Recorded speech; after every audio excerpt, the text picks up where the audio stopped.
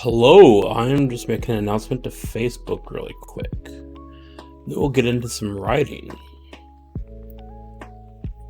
Excuse me, I just had some coffee. And it made phlegm in my throat.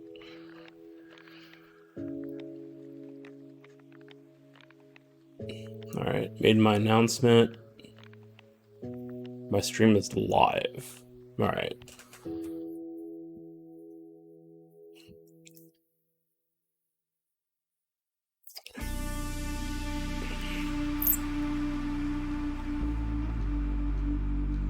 Man, this thing is stuck. I hate when that happens, especially when I was in a hurry to get back on the stream.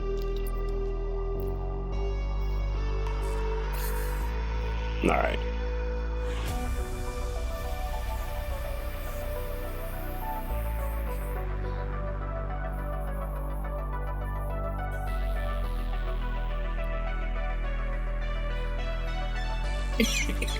And so I cough.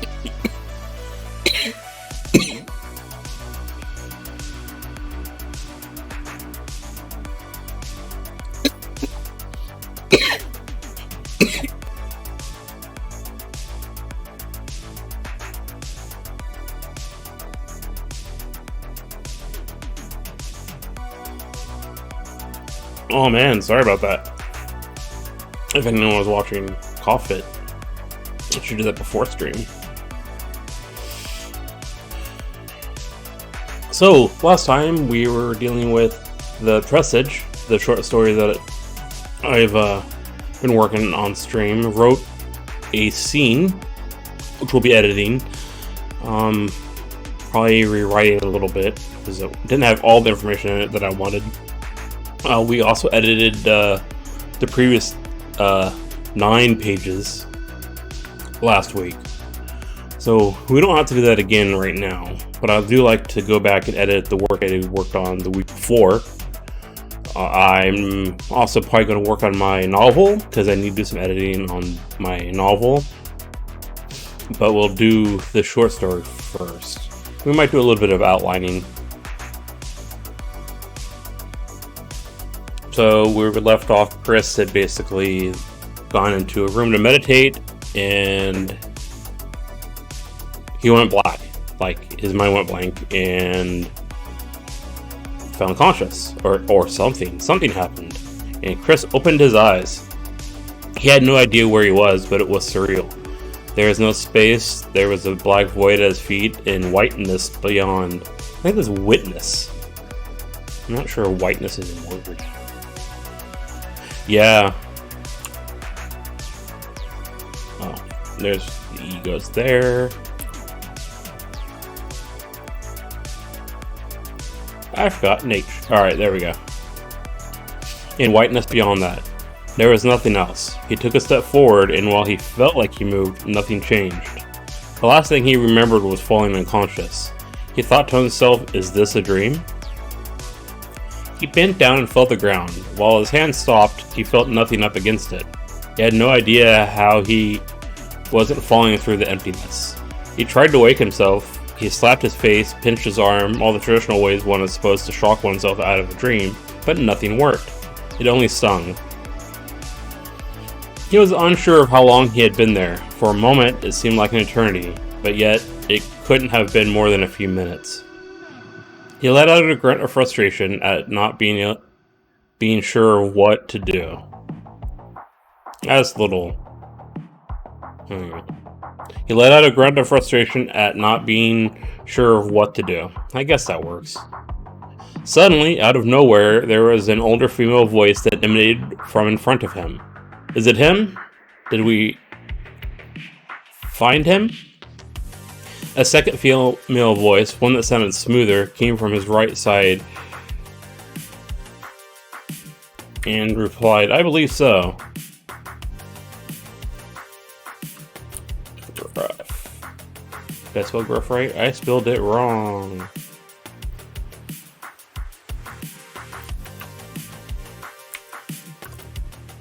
Is that how I spell gruff? That is how you spell gruff. Alright. Chris looked to his right, but couldn't see where the voice was coming from, but he spoke anyways. Hello? Who are you? A third voice spoke from behind him. This one sounded like it came from a younger female. It was a bit higher pitched, is what I should add. It was a bit higher pitched. It is him. He found us. The first voice spoke again. He sounded slightly confused. She sounded slightly confused. He did? No, I think he met us halfway. Either way, it wasn't supposed to happen this way. It's never happened this way. I'm gonna say before.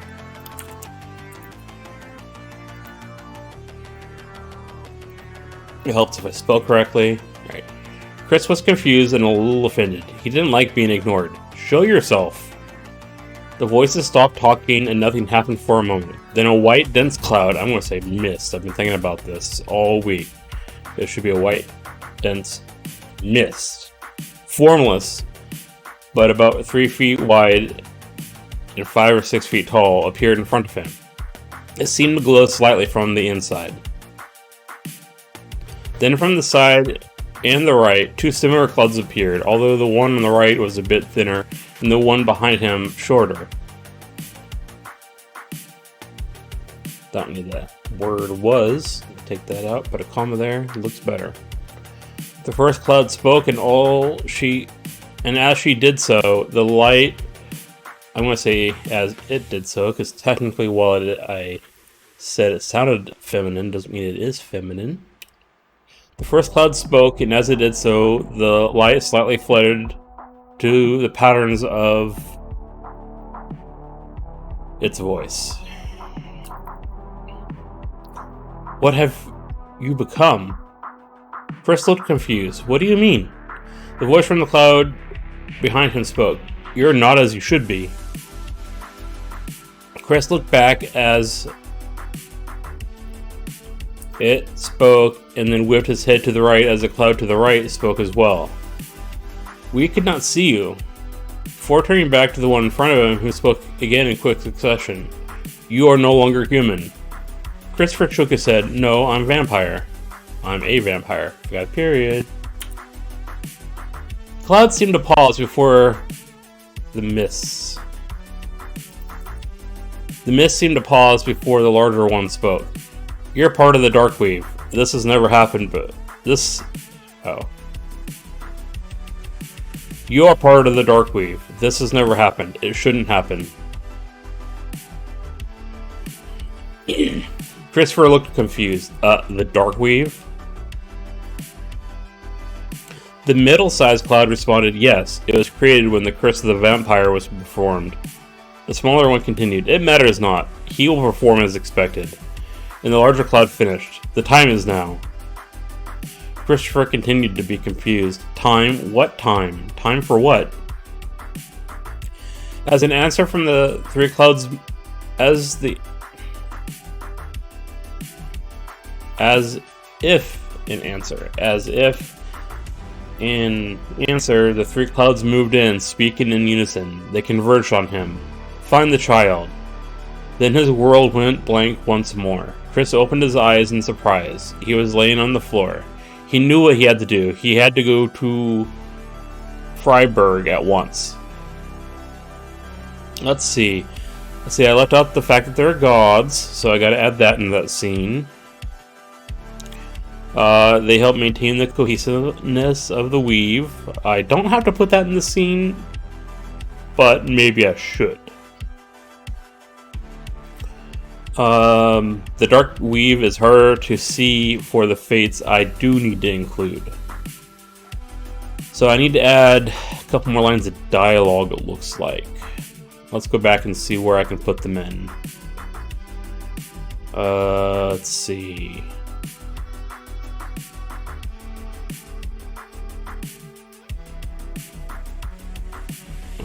Hello, who are you?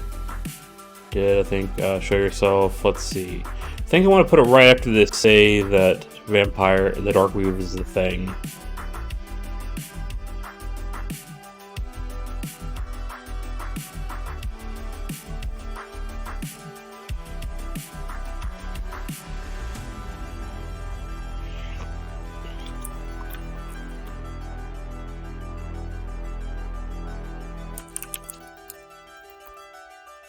Alright, so I'm going to put in the others won't like us, won't like this. Christopher, instead of asking about the Dark Weave, will ask about others as well. Others, the Dark Weave. Alright. Yes, it was created.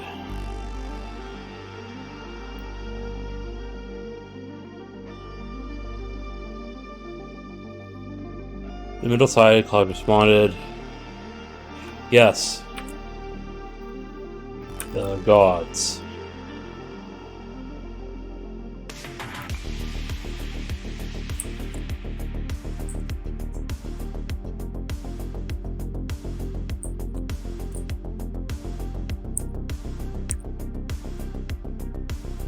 Alright, the middle cloud responded, yes, the gods.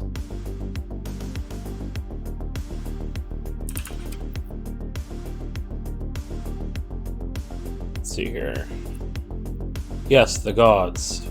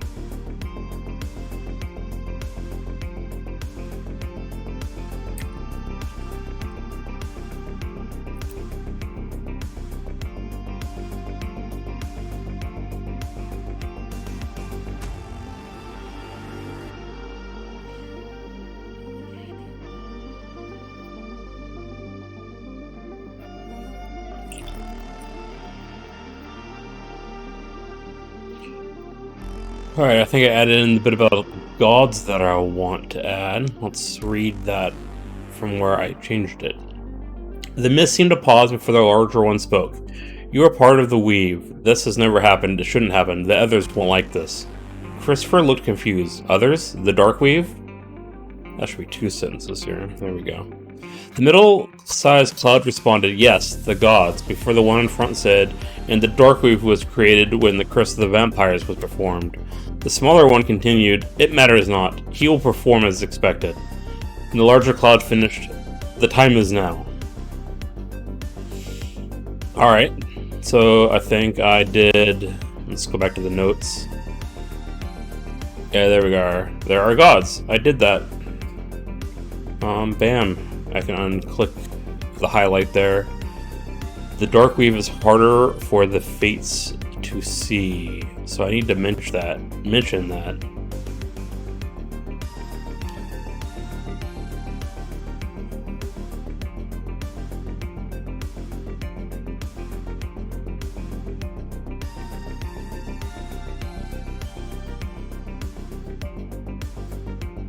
Alright, so I'm going to add in paragraph or 2 here with more dialogue. So time, what time? Time for what? So one of them is going to say it's the time of prophecy.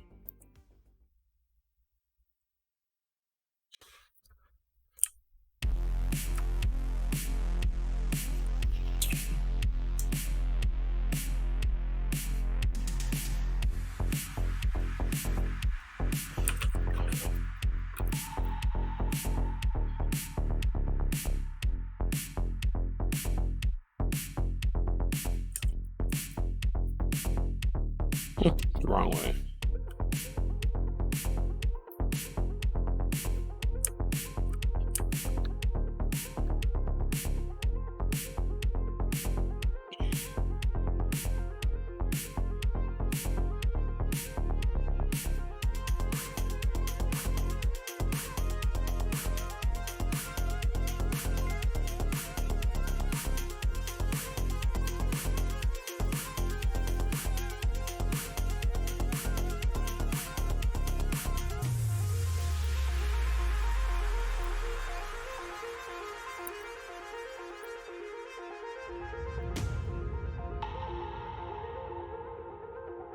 Hold on. Oh, there's the word.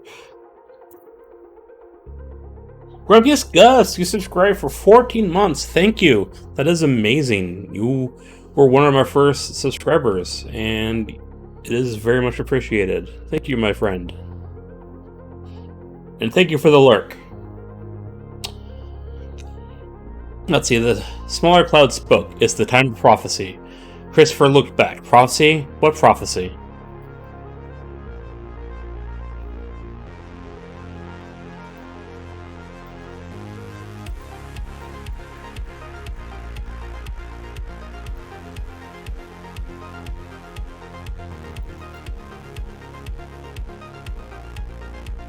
Let's see.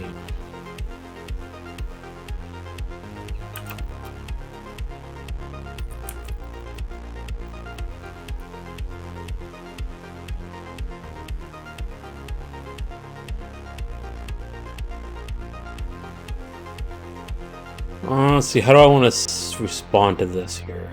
Prophecy? What prophecy? Because obviously Christopher's wanting to know what prophecy they're talking about.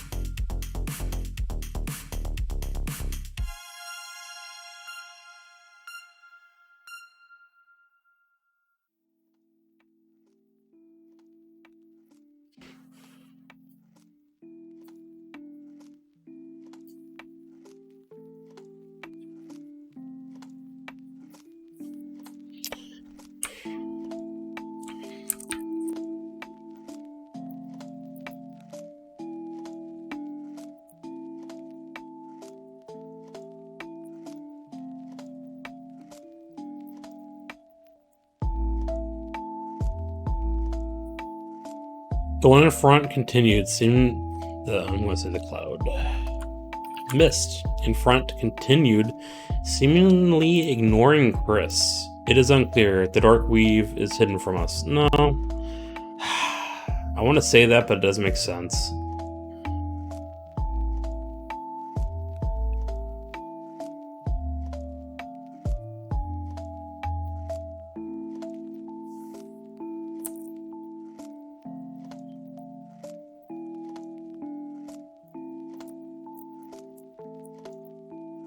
Change things around here a little bit.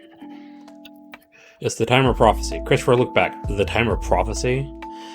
The mist in front continued. Continued. Yeah, there we go.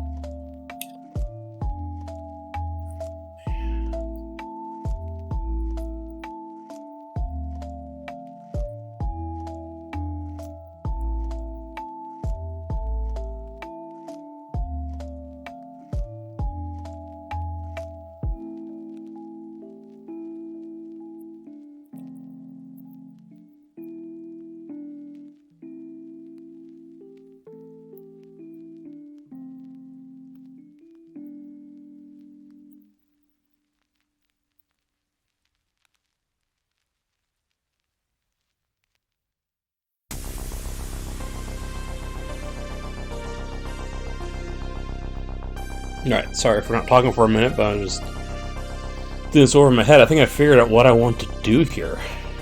So that's good.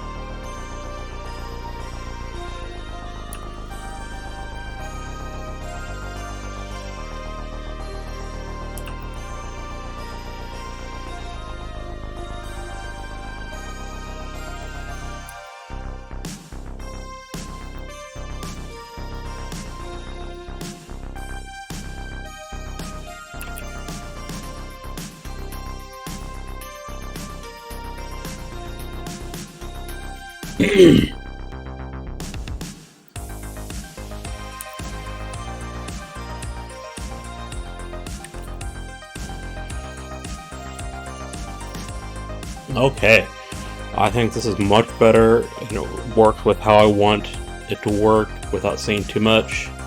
So let's read it again. Christopher continued to be confused. Time? What time? Time for what? The smaller cloud spoke. There should be mist. It's the time of prophecy.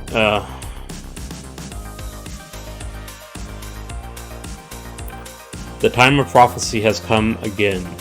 Christopher looked back. The time of prophecy?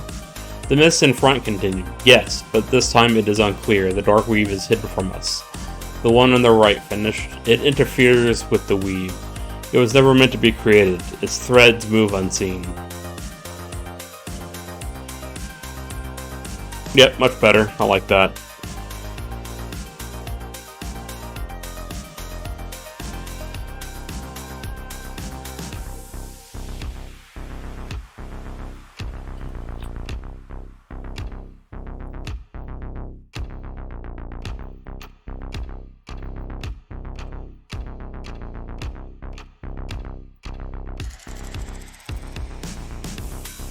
The three mist orbs moved in, speaking in unison. They converged on him. Find the child. Then his world went blank once more. Chris opened his eyes in surprise. He was laying on the floor. He knew what he had to do. He had to go to the city of Freiburg at once. Alright.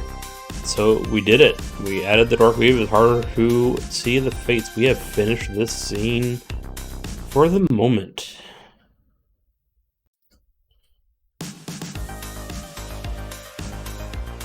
I will explain that they help maintain the cohesiveness in the next scene when Philip is talking about who these clouds were. Let's see.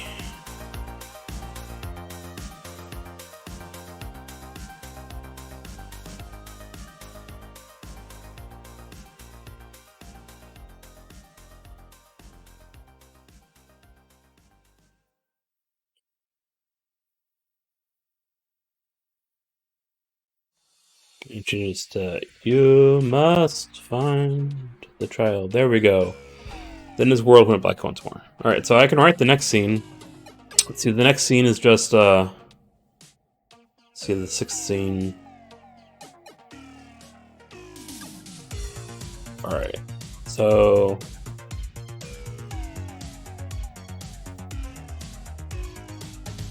sixth scene. It's gonna have Philip, Chris, and oh my goodness, I forgot his name. Craven. Alright. I'm not sure whose perspective I want this to be from. It could be from Chris's again. It could be from Philip's, but I don't want to do all the internal dialogue that Philip is going to require if I do it from Philip's perspective. I think I will do it from Chris's perspective, because it will be from perspective of no knowledge, so he can ask the people with more knowledge, and the reader will be more inclined to understand Chris's perspective because he is not the one with all the information. I don't know, that's what I'm going with. Alright. So, Chris, the first perspective.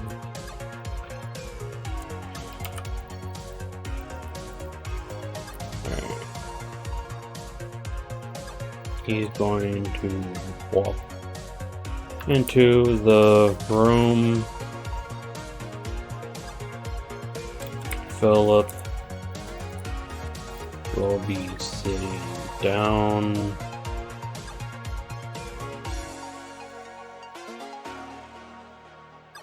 Philip and Draven will be sitting down. Philip, Draven will be sitting down.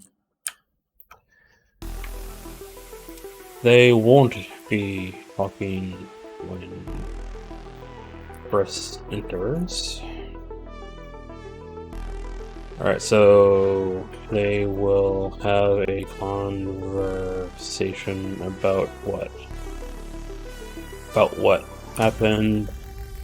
Christopher will tell it from his perspective. He will be confused. So things that he will want to learn. Well, let's copy and paste the help maintain cohesive part. And we'll just delete that from that section because it's not in there at all. Alright.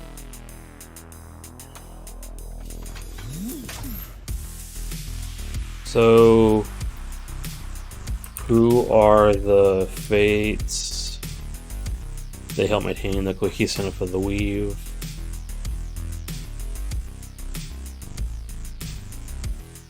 There are gods. Really? So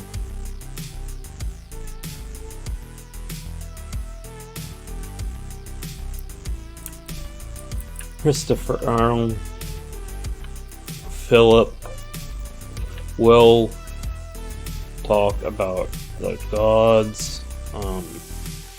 He doesn't mention no specific gods, no specific gods. They are real. God may exist. Don't really know. It's been a while since they have walked the earth. Let's see. So that's what they're going to talk about the gods there with. Not going to talk too much about the pantheons or what he knows about the gods, because it's going to be very coy.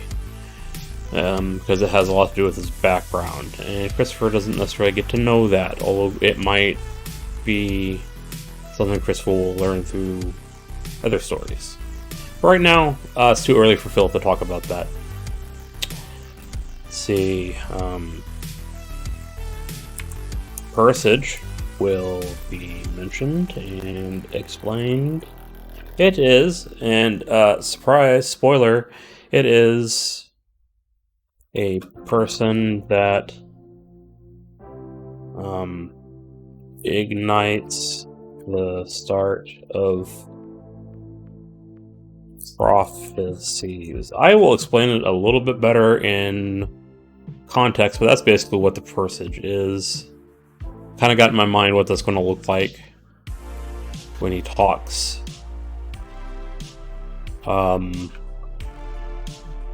They will mention a child. Chris will mention a child.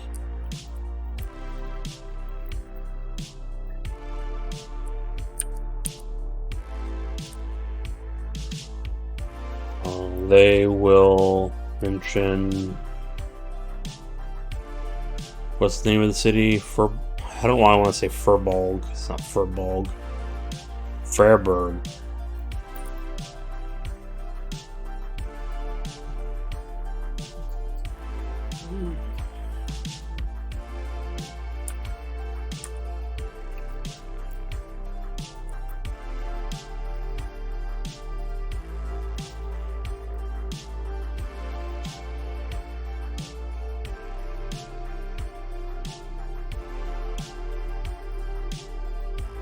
See, Chris will know more about Freiburg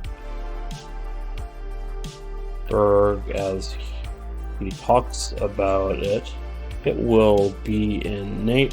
Hello, Count Mezdek! Welcome to my writing stream.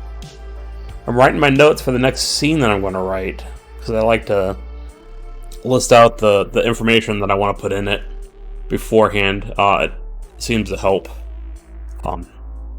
Also helps the viewers understand what's going through my head, I think. Chris will know more about Furbolg as he talks about it. It will be innate knowledge he didn't know. And I'm pretty sure, if I remember what I looked up, Feyberg is the biggest city nearest the Dark Forest. That's not it. Black Forest? I think it's the Black Forest. Where Hansel and Gretel went. Oh my goodness. Is it the Black Forest?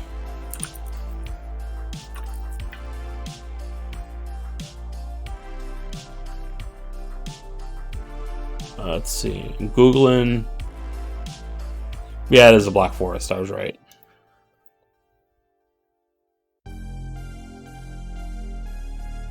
Alright, so Chris will know more about the city as he talks about it. It will be innate knowledge he didn't know. It is the city near the Black Forest in Germany. He has a very strong urge to go there.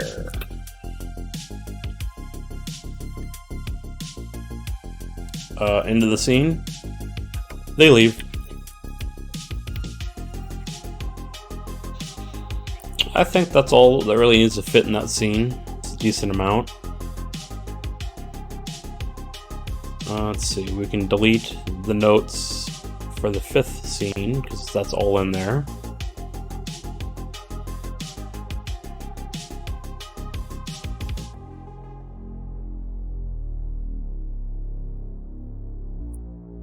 Alright, so we can work on the next scene. I think I will try to write the scene. Then after the scene, we will work on the novel I need to work on, because I have to edit it a little bit so I can post it on my Patreon.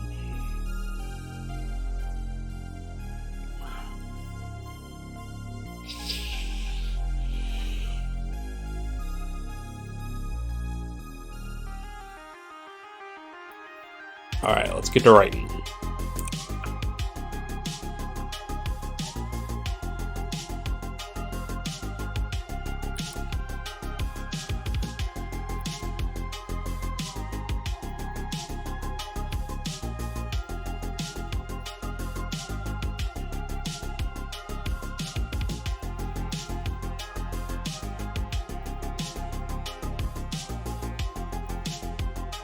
You know, I said there's a fire in this scene right now, but I have to look back before at the beginning of the story, because I don't remember if I actually put a fireplace in this room. And, I don't like inconsistencies.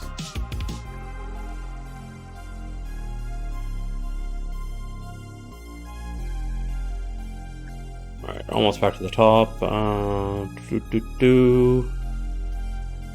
I don't know what happened. They entered the living room. Philip walked over to the couch where Chris was laying down. He looked down at him. He was perfectly still, and his face was unusually pale, even for a vampire. Okay, I didn't describe the room at all.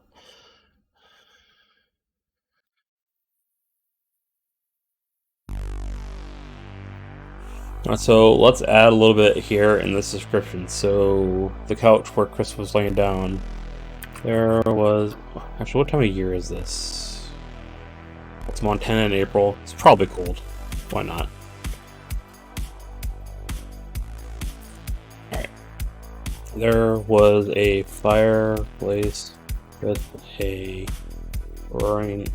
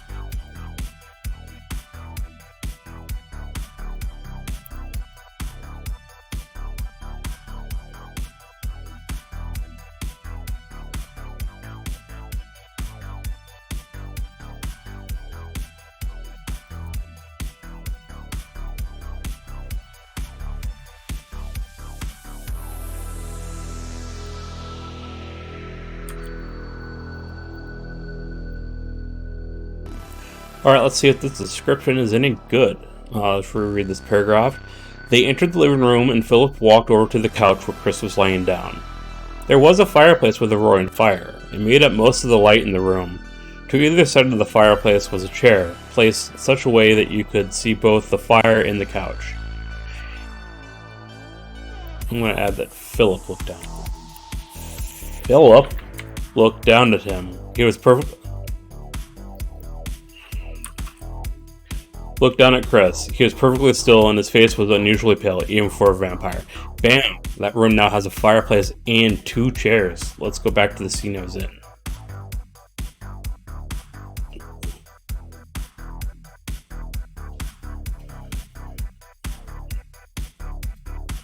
See, with writing, it's really nice. You can just go back and fix something like that. You don't have to, unlike a movie, you don't have to go back and edit a scene or reshoot a scene, which is so annoying. Writing, you just go back and do it, and it's done. It's nice. It's nice to be able to do that. It's a nice tool to have. Alright. Where was I? Oh, there we go. Philip and Draven were sitting quietly in their chairs on either side of the fire. When Chris walked back.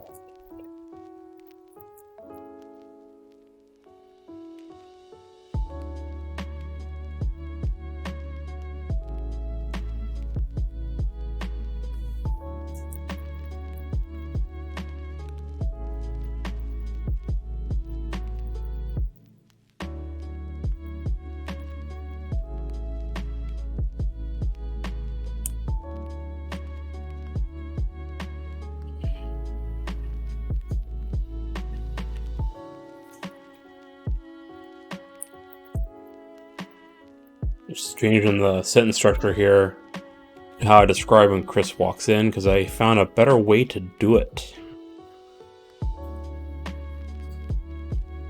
Philip and Draven were sitting quietly in their chairs on either side of the fire.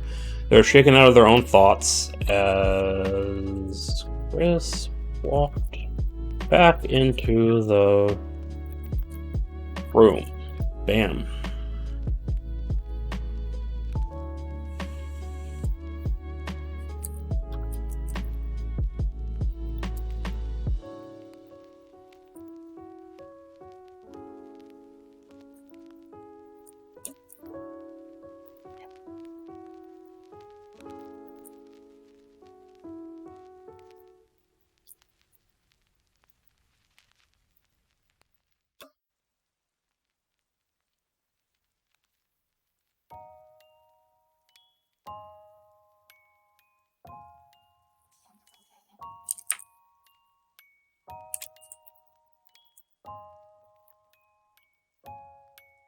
Philip and Draven were sitting quietly in their chairs on either side of the fire. They were shaken out of their own thoughts as Chris walked back into the room.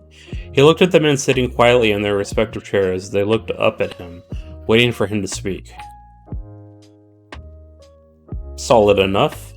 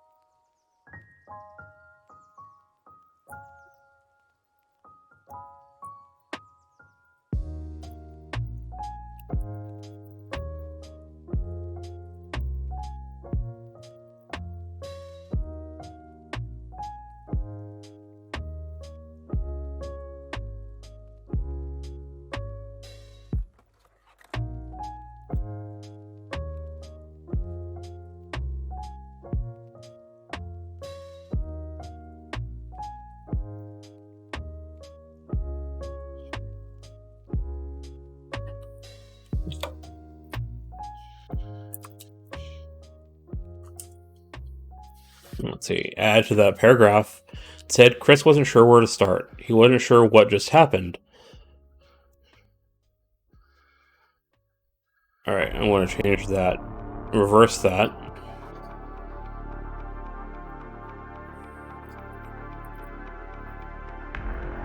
Chris wasn't sure what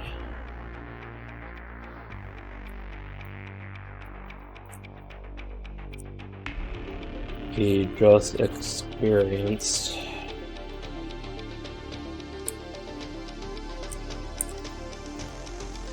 And he wasn't sure where to start.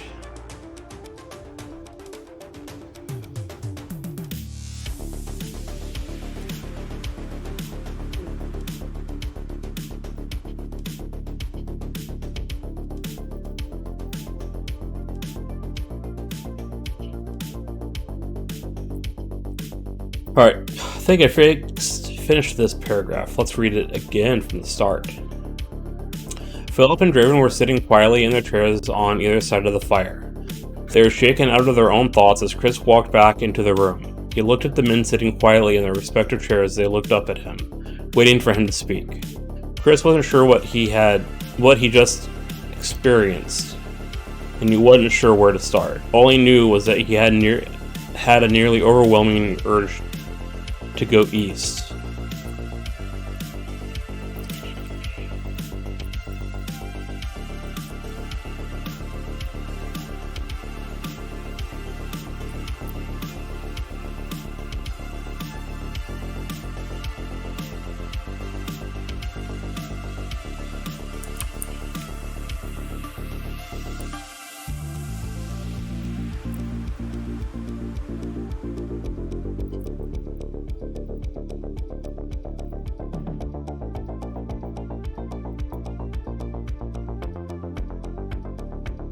It's not Dreven, it's Draven.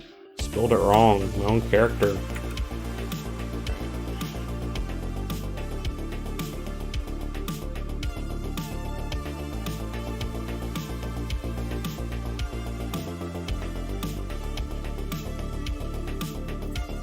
He did his best to resist the urge as he walked over to the couch.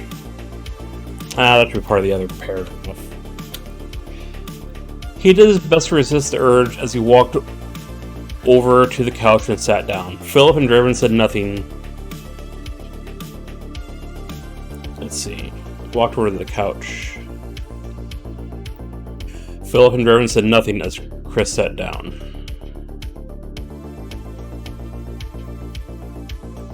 He sat down. There we go. Solid paragraph. Took a while to get there, but we got there. This is what it's like to write sometimes, especially, like, I only kind of knew what the scene was going to be in my head a little bit. I had some dialogue here or there, but, like, I didn't have the position where they're going to sit, or how the dialogue is going to start, or even exactly how the dialogue would flow. I had some images in my head about the information and kind of how it would be conveyed, but nothing solid. So when I'm writing a scene like that, I end up tinkering with paragraphs a little bit more, like I just did here. And then there's sometimes where I have had a scene play in my head so many times that I can just poof, just write it out. Now I still have to go back and edit and fix some things, but I pretty much have the dialogue in my head done. I have the basic actions, and I just have to write them down. But for this scene, I have not as thoroughly thought that out. I did when I was thinking about it more frequently like a year ago, but it is not as firm as some scenes usually are, or some other scenes would be.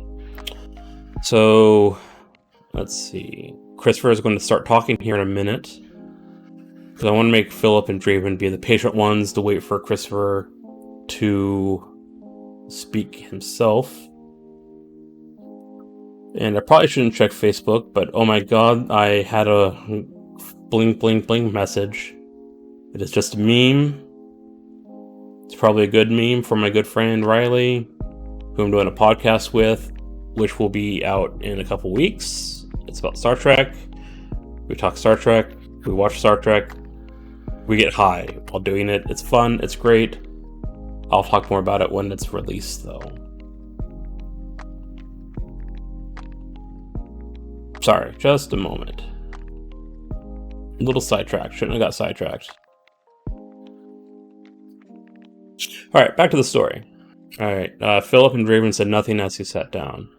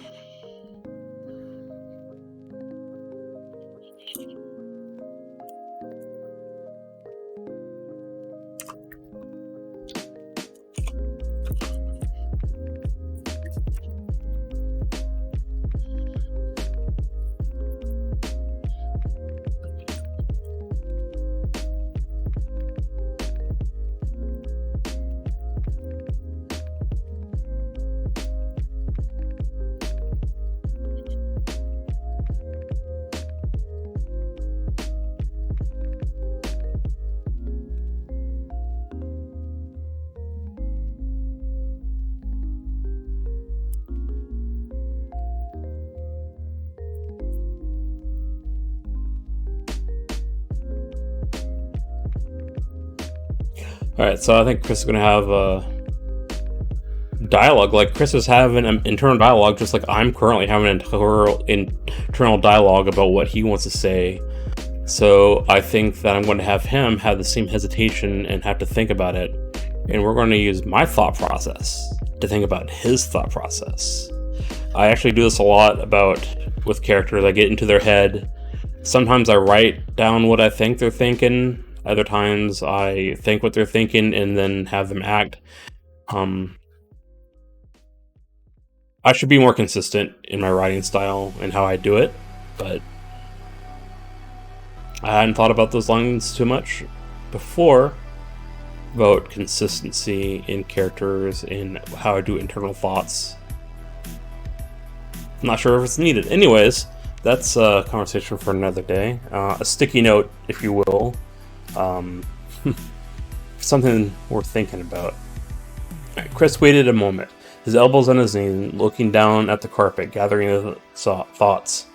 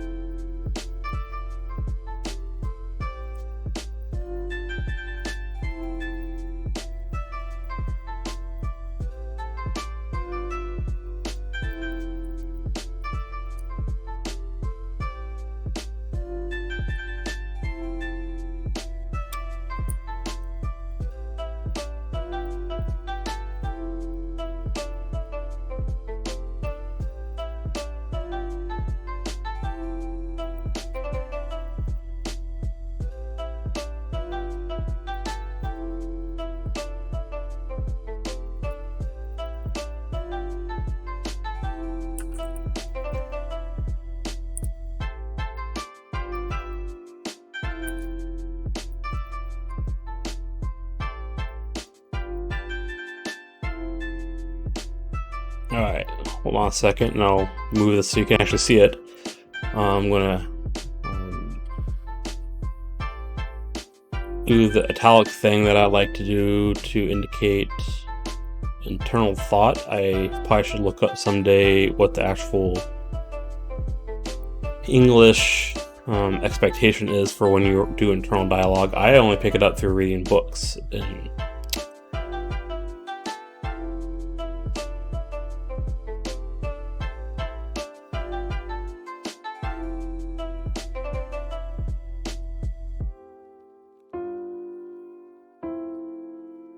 I'm going to finish this paragraph before I do it, but it is a long paragraph. A lot of dialogue, internal dialogue here.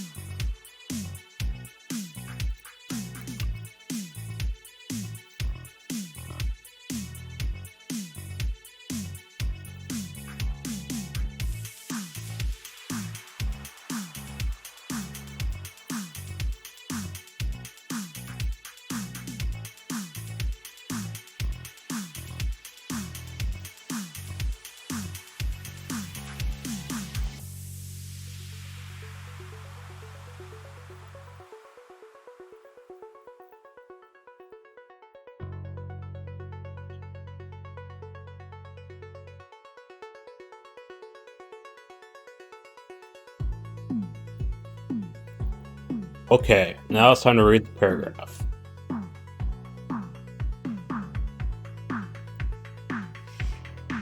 Alright. Chris waited a moment, his elbows on his knees, looking down at the carpet, gathering his thoughts.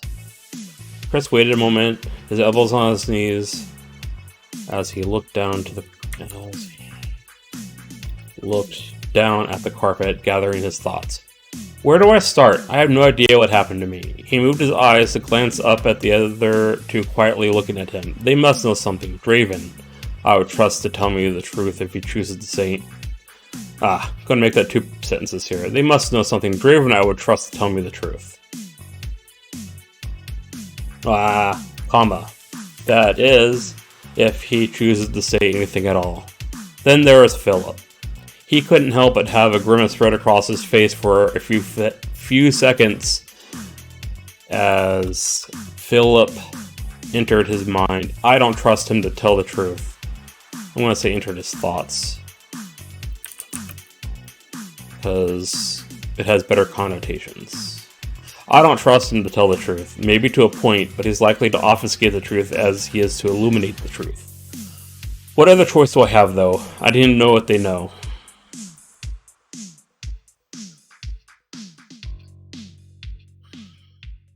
Yeah, should be a question, obviously.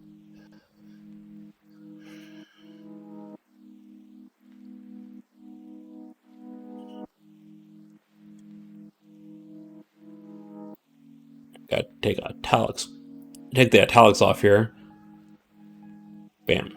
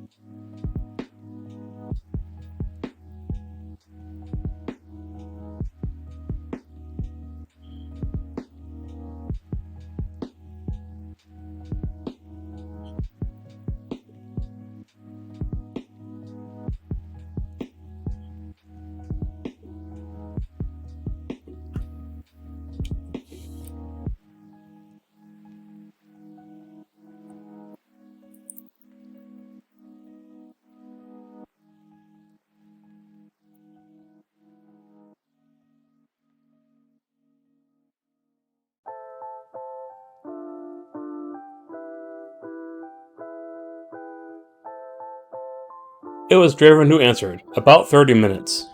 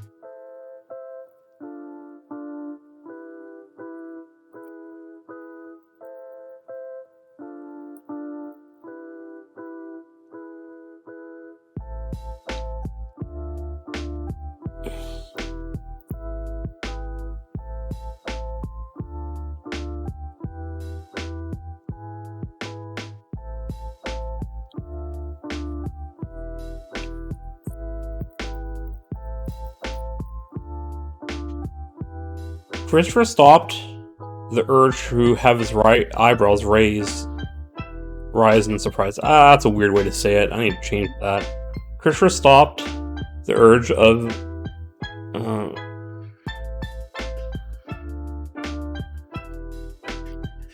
Christopher stopped his eyebrows from raising in surprise. Rising in surprise?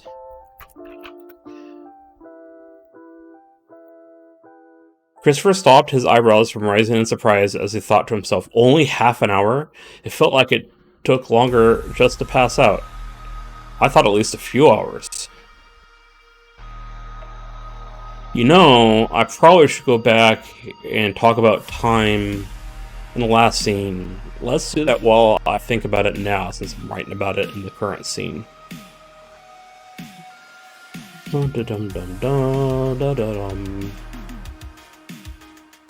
Two scenes ago, my bad. Chris opened the door to the room, closed his eyes, letting his thoughts play across his consciousness. He opened his eyes, breaking his concentration. He felt relaxed, calm, hunger was at bay.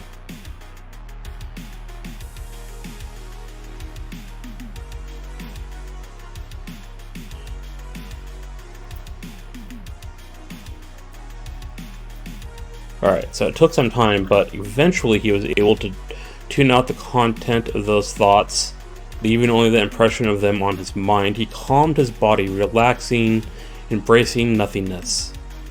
It felt like an hour had passed, but nothing happened. Okay, there we go.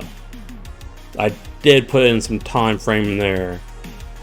Although adding what I added is actually a good thing. Makes it feel naturally like it is more important, which I think it should be.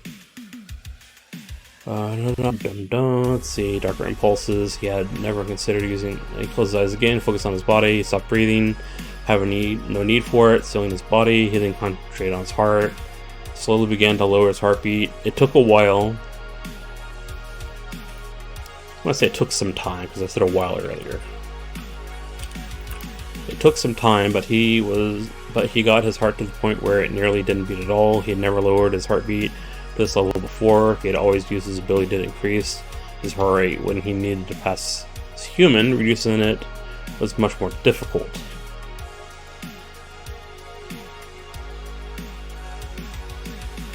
He was unsure of how long he was in this state.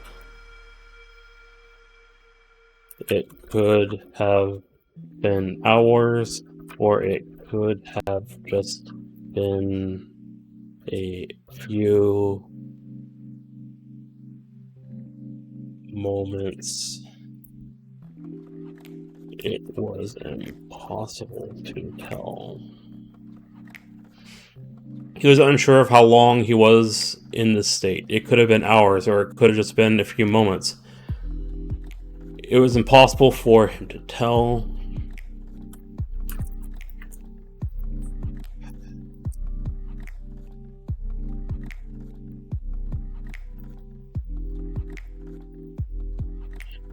Alright.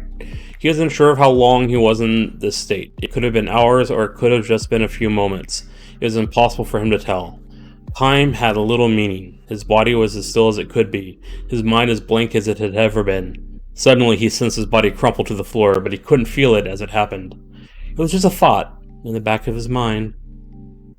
Alright, so I think I've established that there is some time issues at play. Let's go back to the scene I was writing about that. Which was right here. Alright, I know it's only been an hour, and I apologize for this, but I do have to go use the restroom, so I will be right back, and then we will continue writing the scene.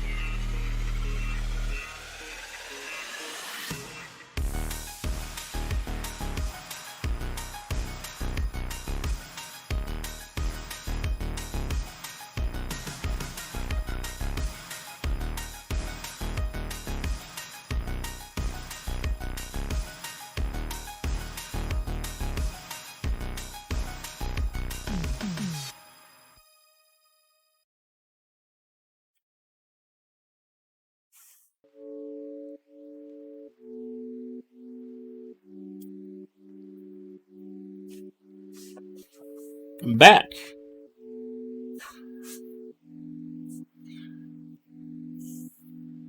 Ooh. More messages. I'm popular when I'm streaming, but not when I'm streaming. I'm popular when I'm streaming and I cannot answer anything. Yeah. Don't usually get messages. Anyways, back to what I was doing. Chris sighed as he straightened up. He decided to find out some truths about his situation before he told his own tale of the events. How long has it been? It was Draven who answered. I'm with 30 minutes. That's too short after what I just wrote.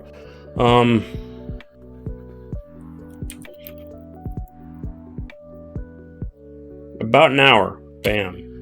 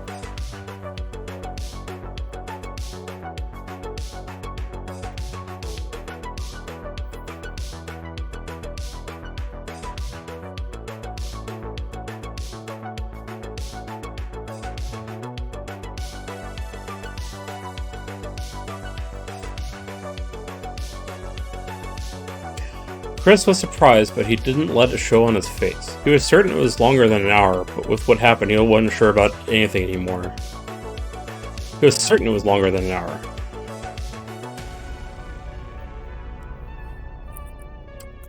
He had been certain it was longer than an hour, but with what had happened, he wasn't sure about anything anymore. Why did you want me to go in there? What did you think would happen?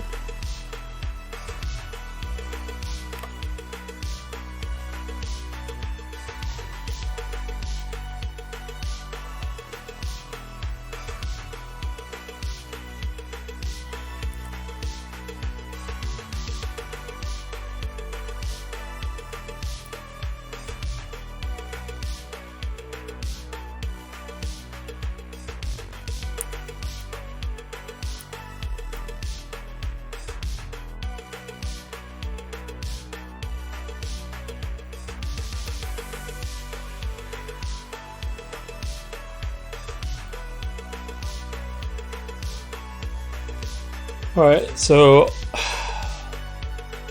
writing urban fantasy vampire fiction is a little difficult because there's so many sources to draw from, and I took elements from lots of different places, lots of different pop culture to create the lore of my vampires. But there's certain things that are iconic in like Vampire the Masquerade or something that like I like the concept, so I want to add it to my story, but I'm not sure what to call it. And so right now I'm calling it The Sleep, I think, but I'm not sure if that is what I've called it before, so I need to double check the beginning of this story to make sure that I'm consistent in my terms. Let's see. Chris moves silently. Nope, that's after that scene. No werebear. Let's see. Not that scene. This scene. Yeah, I called The Sleep. Alright, there he is. Entering The Sleep. Back to my writing.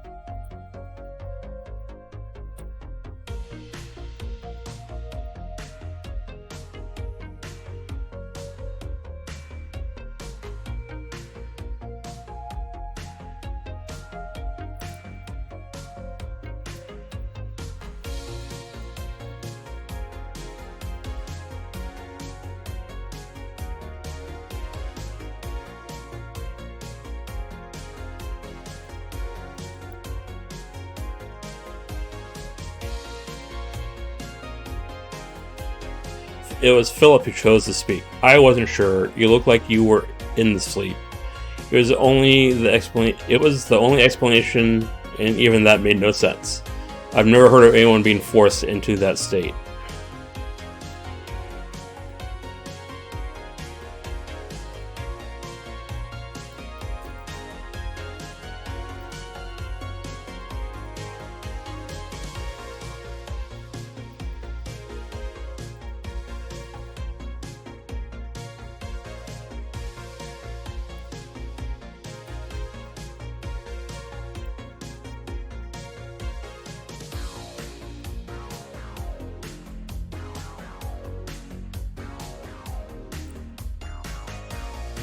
Chris interrupted. The sleep?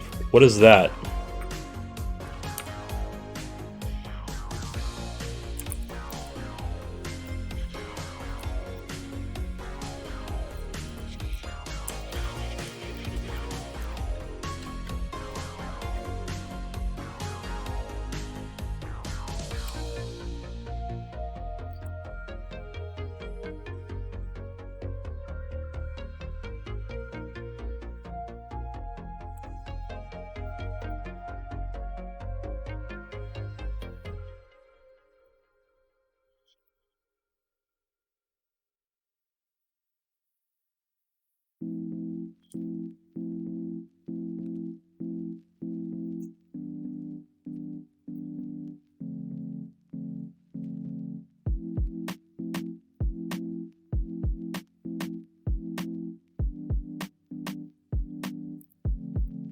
Philip paused and looked over at Draven. He is yours.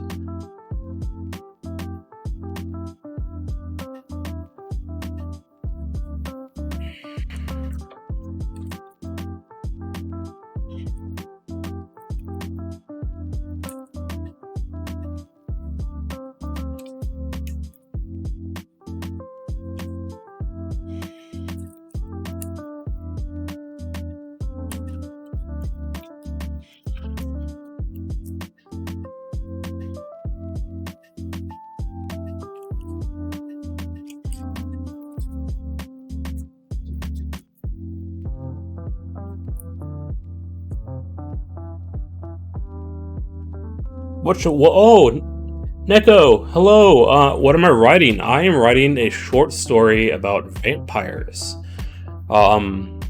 It's like background content for a novel series I'm working on, and so I kind of like it to the concept of the Silmarillion, except instead of the background information not meant to be published, I am writing the background information to the novel in the universe in such a way that it actually is meant to be read. And so that's what I'm writing about. Right now it features 3 characters, Chris, Draven, and Philip. They are all vampires. Chris is the younger vampire. Draven and Philip are of undeterminate age, but old. And Draven is the sire of Chris, who just had an experience that he didn't understand. And so he's asking questions to these 2 people about what he just experienced.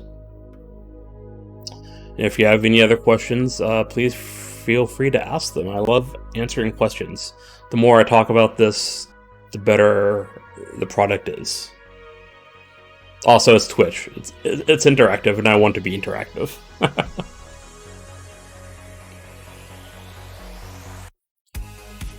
see.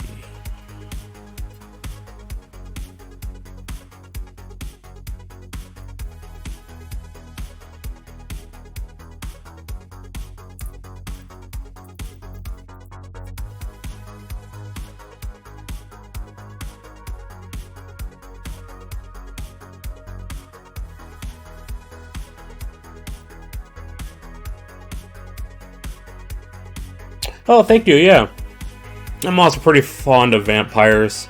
Like, I guess I'm several years behind the trend, I guess. But I don't care too much about that. I've been thinking about this world for a very long time. And hopefully it'll add something to the genre.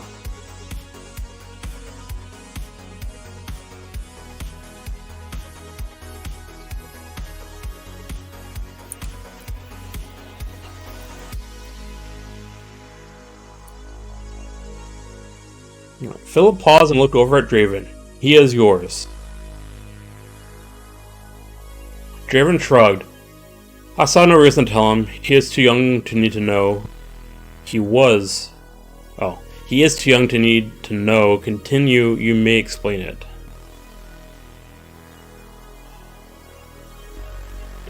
You may be the one to explain it. There we go. So for this scene, just so you aren't lost in the process, is the 6th scene of the story. So what I like to do is outline the scene before I write the scene, so I make sure I put the information I want to see in the scene. So for this scene, Philip, Chris, and Draven, and it's going to be from Christopher's perspective. Christopher walks into the room, which he's already done. Philip and Draven are sitting down. Chris talks first. And they're having a conversation. Christopher is going to be it's going to be from his perspective, and he's going to be a little confused. Let's see. What it's going to be talked about is the fates. I want to make sure the fates are discussed, and so the last scene will make some sense. And who they are and what they do. They help maintain the cohesiveness of the weave. I'm kind of using Greekish lore a little bit in my world for the idea of a weave of all things that happen in the world, and the fates are watch the weave. So I need to add that to the history of the world, which is what I'm doing with the story. There's also mention of gods in the last scene, so Philip is going to talk about gods. I don't want anything too specific about the gods mentioned, but they are real. Chris will obviously wonder, like, is the Christian God real? Because this is set in Earth, like in 1999, I think this story is set in. So of course you'll have theological questions, and so Philip will talk a little bit about that. He'll mention that he doesn't really know if the Christian God exists. It's been a while since the gods have walked the earth. The term Presage will be mentioned, and it will be explained. It is a person that ignites the start of prophecies. Chris will be dubbed a Presage, and that's basically what happened, and Philip knows all about that, and Philip is going to talk about that. Chris will then mention something about having to find a child in Furberg. I cannot pronounce that correctly. I will have to find out how to pronounce that correctly at some point. Chris will then kind of know more about Furberg naturally. He'll have some innate knowledge that he didn't realize about. He'll realize it is one of the biggest cities near the Black Forest of Germany, and that he has a very strong urge to go there. And then they leave. So that is Feeberg. Awesome. Boss Pet, thank you. Feeberg.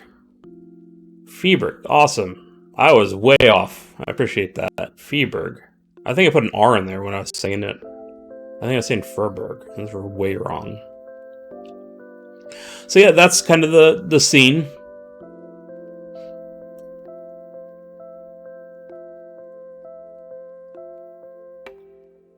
And if you have any questions or suggestions, go ahead and post them in chat. Let's see, Christopher stopped his eyebrow. Oh, there's an extra space there.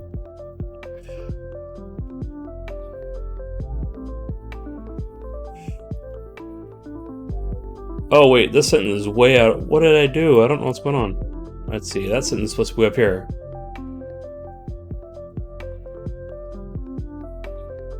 Alright, Christopher was surprised, but he didn't let it show on his face. He had been certain it was longer than an hour.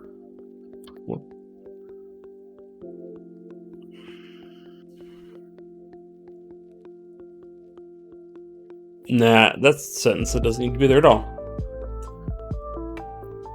Oh, it Neko, it sounds really cool. How long have you been writing? This story I've been writing... Let's see, I started it earlier this year, but I've only done any of the writing on stream, so I probably give a literal definition, but probably 3 hours. But I've been writing since, or at least remember me writing a story for fun was probably in middle school, around 7th grade. So I've been writing for a long time. I don't always write. I haven't wrote consistently. But I've written a lot. I've loved creating. I've finished very few works. It's only been the last couple years that I've actually finished any stories. I've started a lot, but man, it's hard to finish sometimes. Am I looking to get published? Yes, that would be fun. I've actually published a couple things on Amazon, but it'd be fun to actually have a publisher. But it's not necessary anymore to get your work out there. But it certainly makes you feel a little bit more professional to have a publisher. And I would love to actually have that happen at some point. Perhaps when I finish my novel, I will look into getting a publisher or maybe an agent. But right now I don't have anything where I feel comfortable where I would want to get an agent or find an actual publisher. But for publishing like short stories, and I have some magazines where I have some of my writing scraps, and I have that published on Amazon. But the dream is obviously a novel.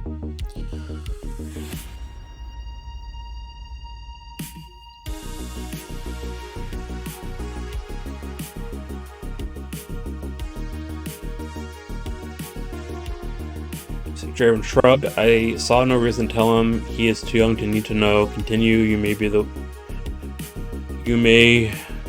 the one to explain it. All right.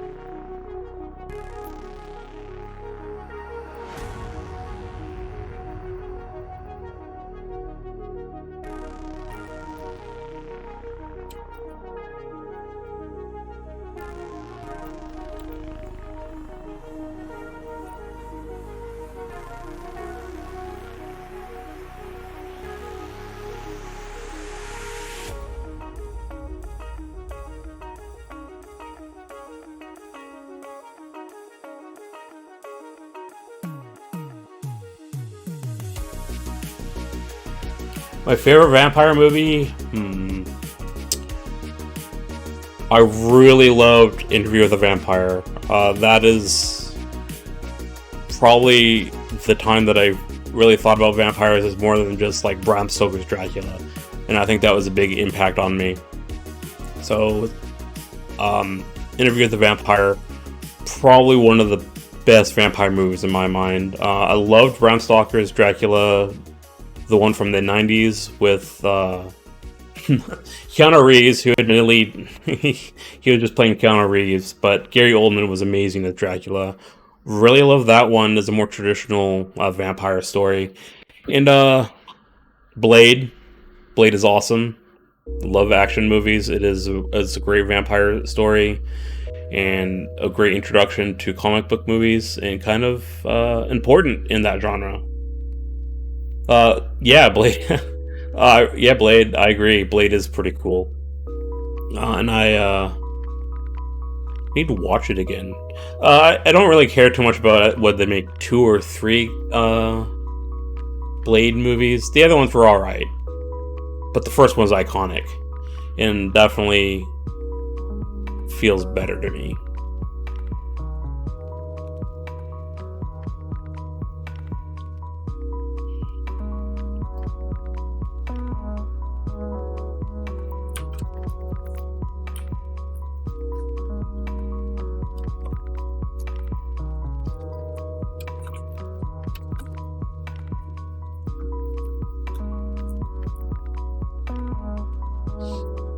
I am optimistically excited. I mean, cautiously optimistically excited about the new Blade movie. I think it can be done well. There's a long track record of good comic book movies, so I think they will make it well enough to be enjoyable. I don't know if it will reach the iconic standard of the original Blade movie. I'm not sure if it will hit that nostalgia itch. I'm not sure it needs to. I don't know too much about it. I don't even remember if they had picked a character for Blade yet or not. Obviously, Wesley Snipes can't do it. He's way too old. It'd be neat if Wesley Snipes was involved somehow, because I kind of like him. He's an iconic actor from my youth. But I also don't care too much, I guess, if Snipes is in it. But I trust that they will keep the spirit of the movie the same and that they'll do it well.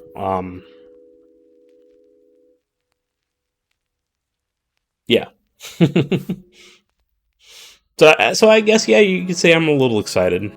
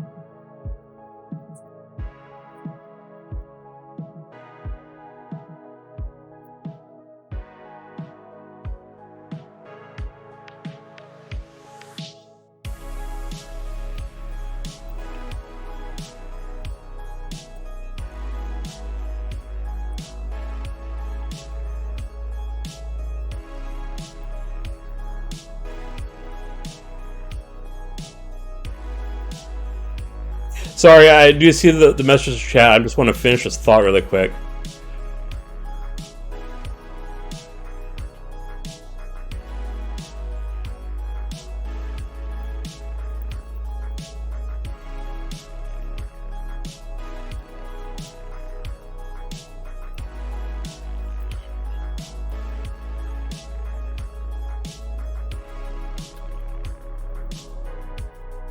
That's fair. I really liked the Van Helsing movie with Hugh Jackman growing up. I think that's one of my favorite vampire-related movies. Oh, I haven't seen that in a long time. Van Helsing. Yeah, I remember liking that movie, but it was never on my continued playlist. I should probably go back and watch it. I do like Hugh Jackman, and I do remember thinking it was a fun movie. I should definitely check it out again.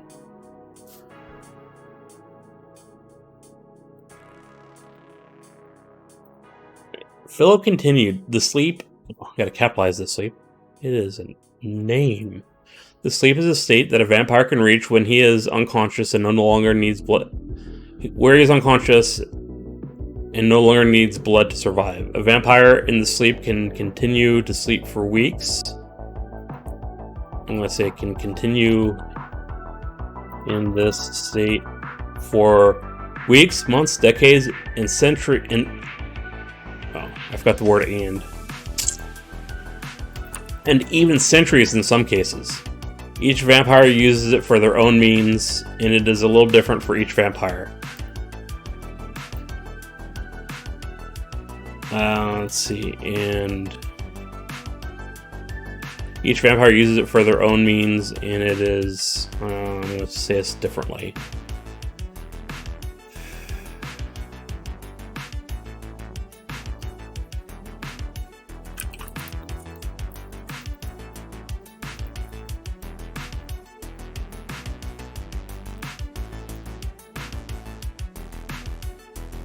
Alright, I think I fixed that. Alright. Each vampire uses it for their own means, and their subconscious expresses it a little differently for each vampire. Some use it to explore their own consciousness. A vampire can learn a lot and strengthen themselves by using sleep. There are risks. Oh, let's see.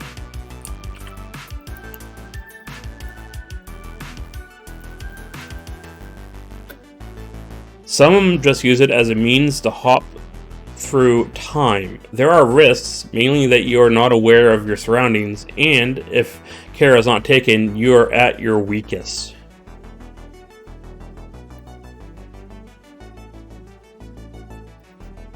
Going into the sleep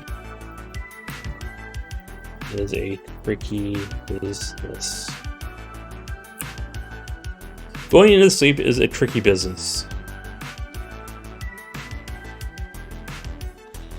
It's difficult to enter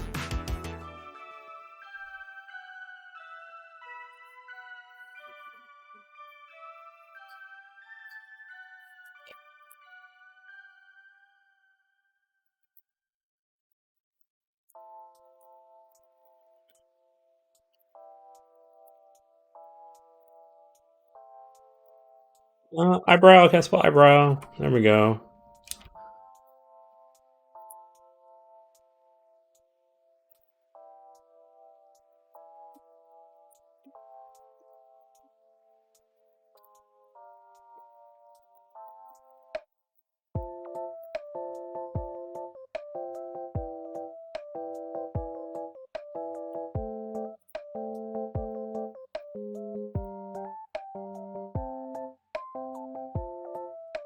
Christopher raised an eyebrow. If only an elder vampire can enter this state, why did you have me try it?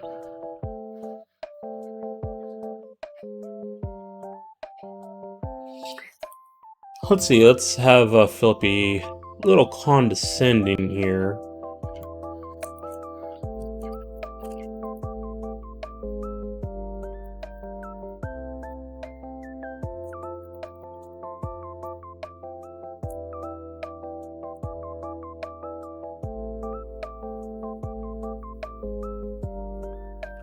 No, maybe not condescending. Let's see, how do I want him to respond here?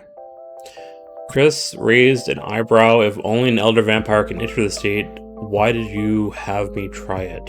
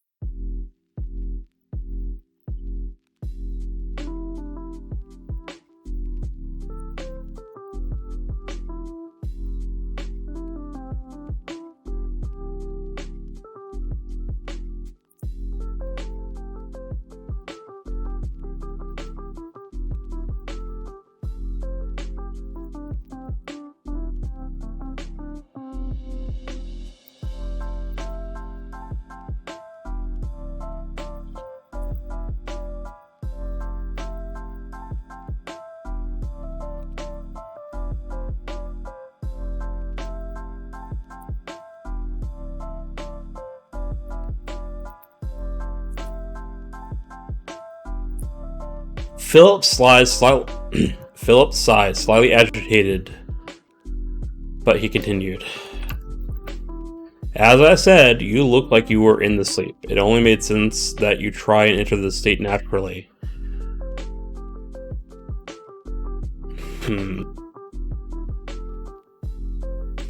I didn't know if it was going to work, but I figured it was worth a try. Was I right?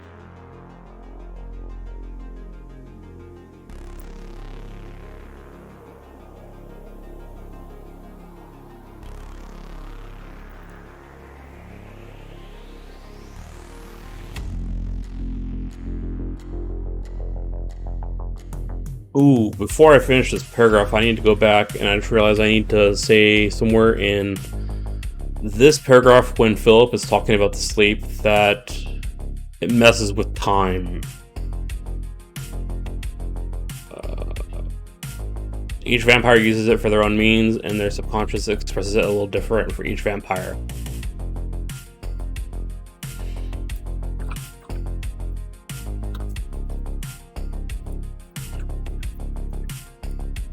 Right, the concept of time goes out the window. Some use it to explore their own consciousness.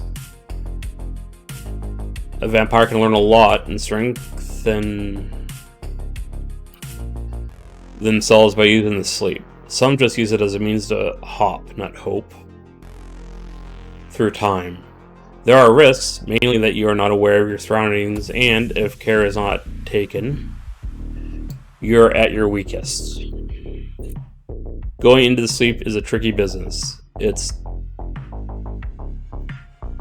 difficult to enter.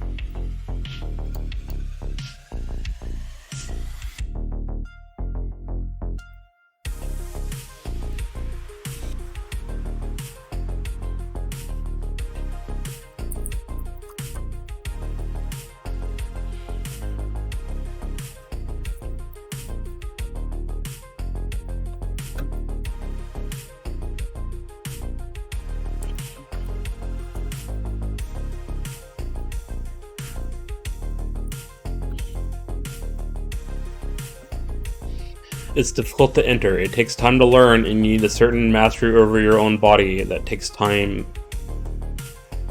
It takes time to learn, and you need a certain mastery over your body that takes that younger vampire. Oh yeah, okay. I figured this sentence out. Here we go. It takes time to learn, and you need a certain mastery over your body that younger vampires lack. Bam.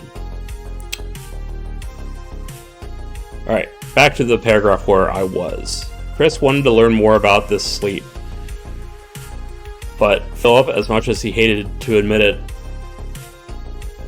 Oh, oops, wrong person. Chris, as much as he hated to admit it,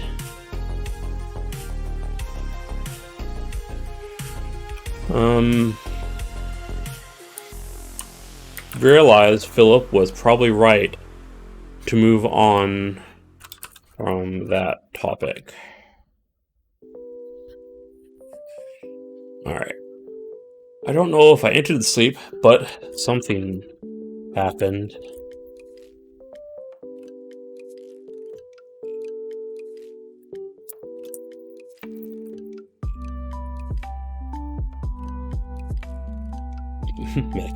Meditation.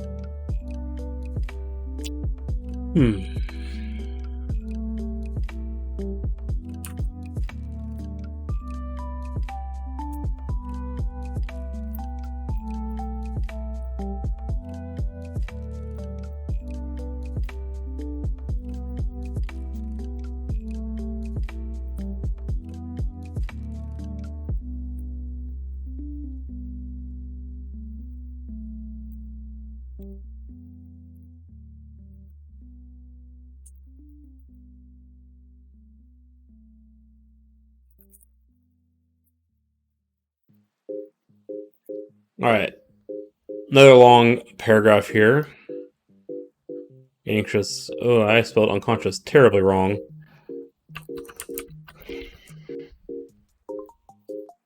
It's better. Topic.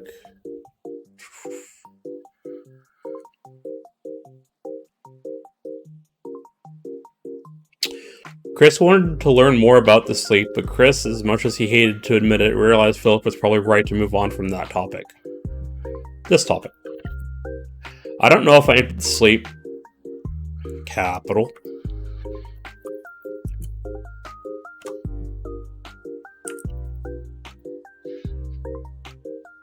I don't know if I entered sleep, but something happened. I was in a deep state of meditation, like I had been before, but this time I did all I could to slow down my heart, to make my body still.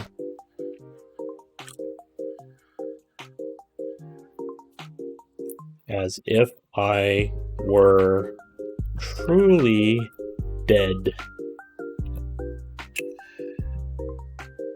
Then, after what seemed like an eternity, I felt like I became separate.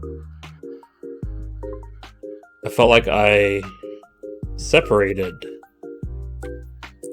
from my body, and I realized that I fell unconscious on the ground. Then there was nothing for what seemed like an aid.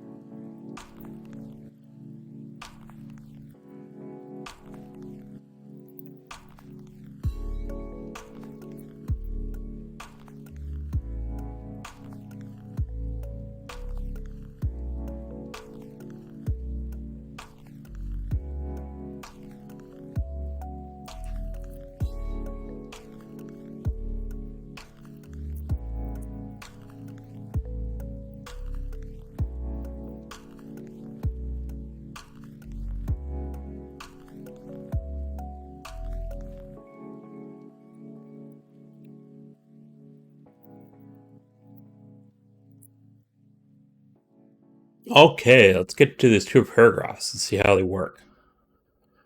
Chris wanted to learn more about this sleep, but Chris, as much as he hated to admit it, realized Philip was probably right to move on from this topic.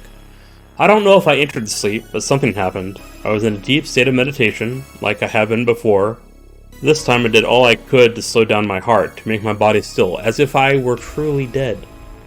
Then, after what seemed like an eternity, I felt like I separated from my body, and I realized that I fell unconscious on the ground. Then there was nothing for what seemed like an age. Then I was somewhere else, some sort of empty void, yet I was on solid ground. I could move, yet I could not. Movement meant nothing because there was no markers to indicate anything had changed. Both Philip and Draven looked slightly taken aback. Draven looked over at Philip. He did it?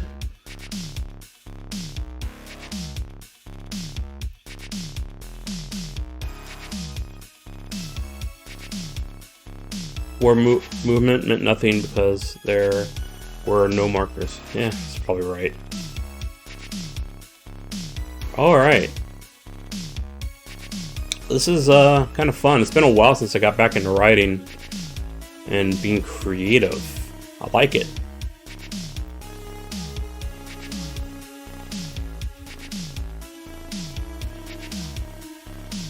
Alright, so both Philip and Draven looked slightly taken aback. Draven looked over at Philip. He did it?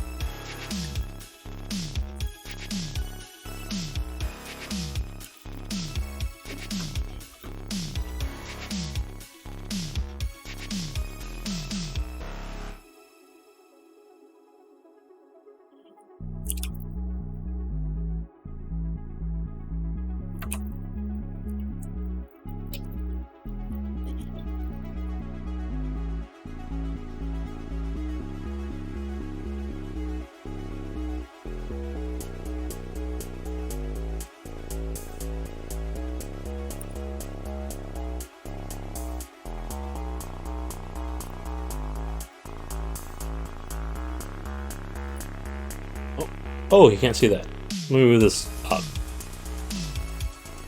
And somehow I changed this scene. Oh, you can draw? Oh, anyway.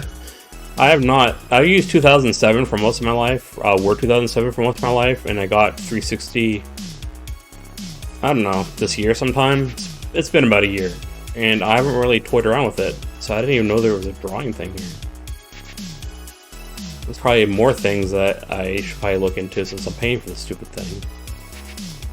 Anyways, back to the story. Philip grinned slightly as he spoke. I think he did. This is amazing. I knew he was special. I was right to keep my eye on him. I'm going to say him, because he's not talking to him. He's talking to Draven.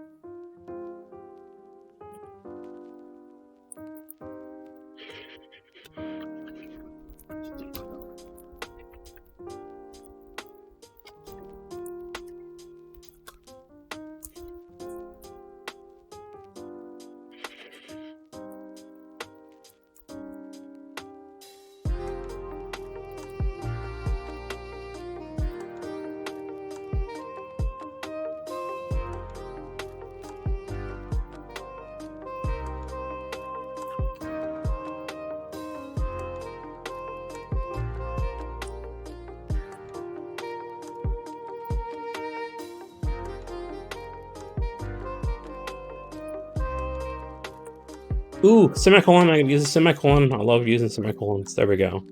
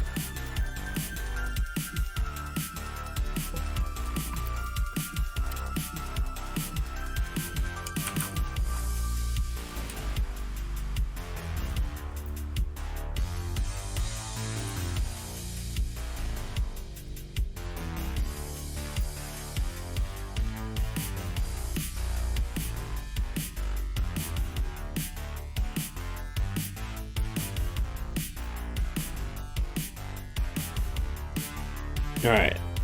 Sorry it's taking a little bit longer to tweak this paragraph, because I'm entering a lot of lore here and how a certain power works. So not only am I writing, I'm world building and creating a fundamental power for vampires in my setting. And I'm doing it all within like a couple sentences. So I have to think about how I want to say it, because it has to sound good and get across the information that I would like it to. So let's see what we got so far. Draven nodded slightly in agreement. It is true, he is special, but this? I've never heard of one so young, only 30 years. Let's see, I'm not going to say I think. He knows, he's smart, he's old. There's no room for I think, I believe. The youngest I've heard of someone going into sleep, The youngest I've heard of someone going into sleep. The youngest I've heard of someone going into the sleep was when they were at least...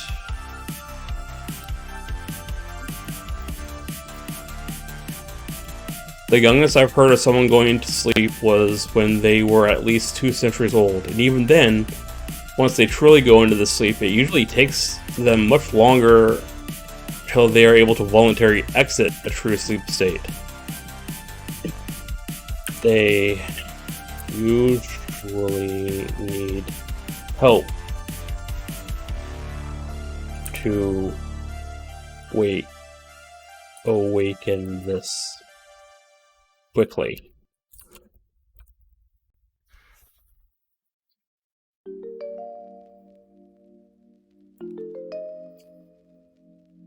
Alright, so basically I want to indicate here that the sleep is hard to go into. It's like a stepping stone to greater power almost. And I'm not sure I want to get that point across, but I kind of want to leave that here in the paragraph before where it says they can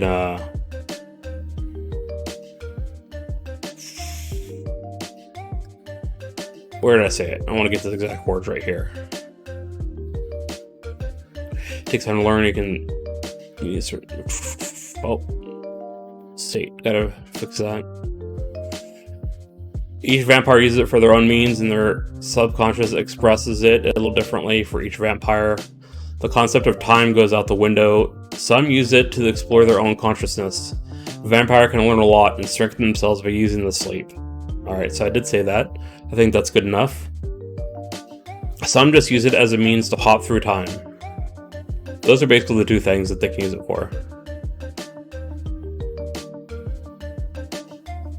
Well, they can use it to hide too. I'm going to put that in there somewhere. Let's see. A vampire can learn a lot and strengthen themselves by using the sleep.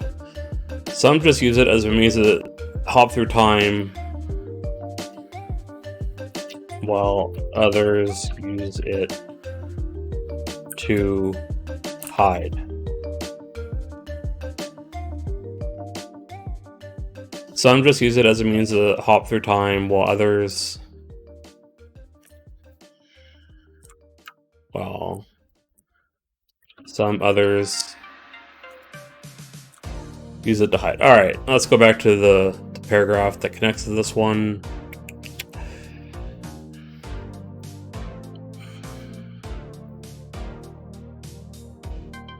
I'm kind of on a roll right now. I'm going longer than I thought I was going to. This is awesome.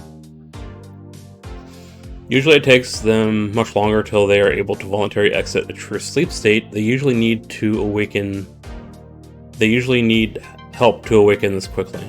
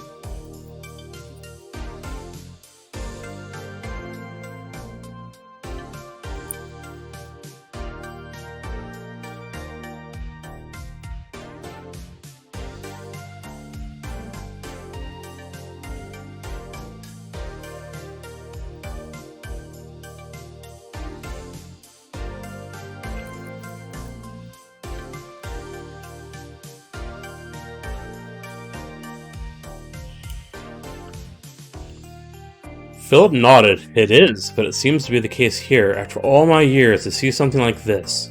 I never thought. And then... Chris cleared his throat.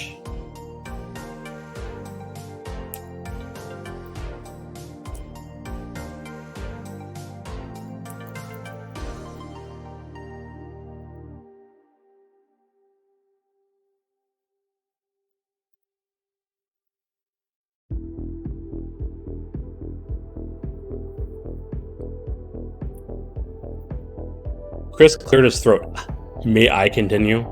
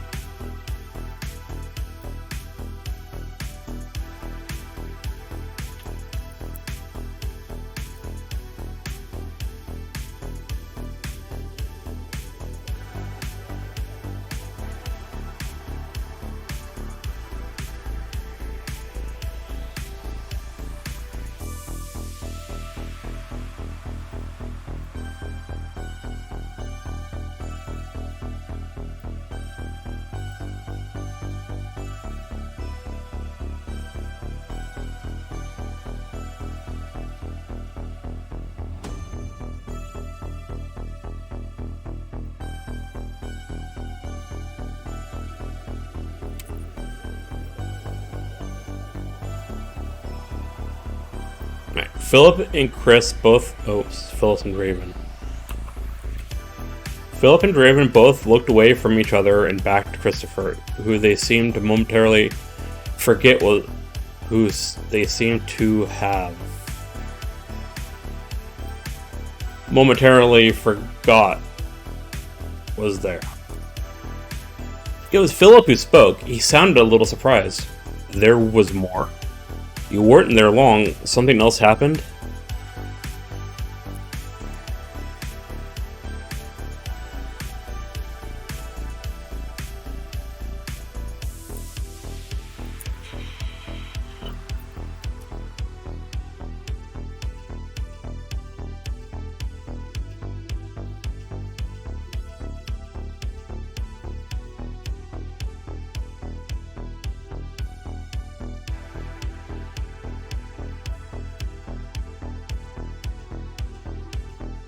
Alright, so I'm going to have Chris have some internal dialogue here, and I think it should actually happen before right after he says, may I continue, but before Philip and Draven are mentioned.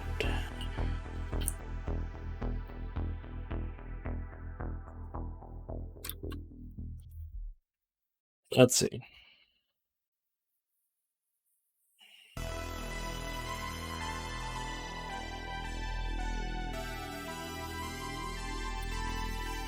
Just trying to think how I want Chris to express his conundrum.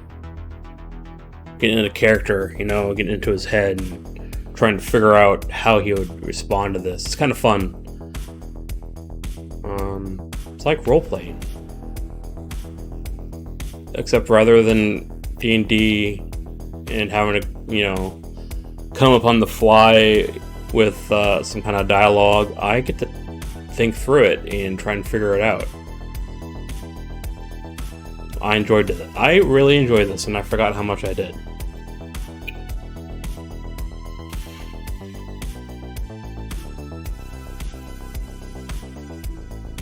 Oh. Sorry, have a message checking it, because I told people I was going to be off by now, and I'm not, and I don't want to be, so just hold on a second here.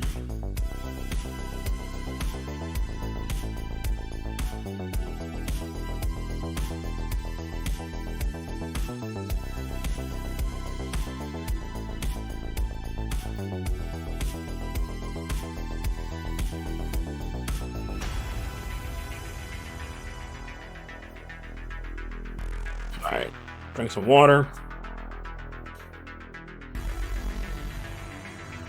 Loves me some water.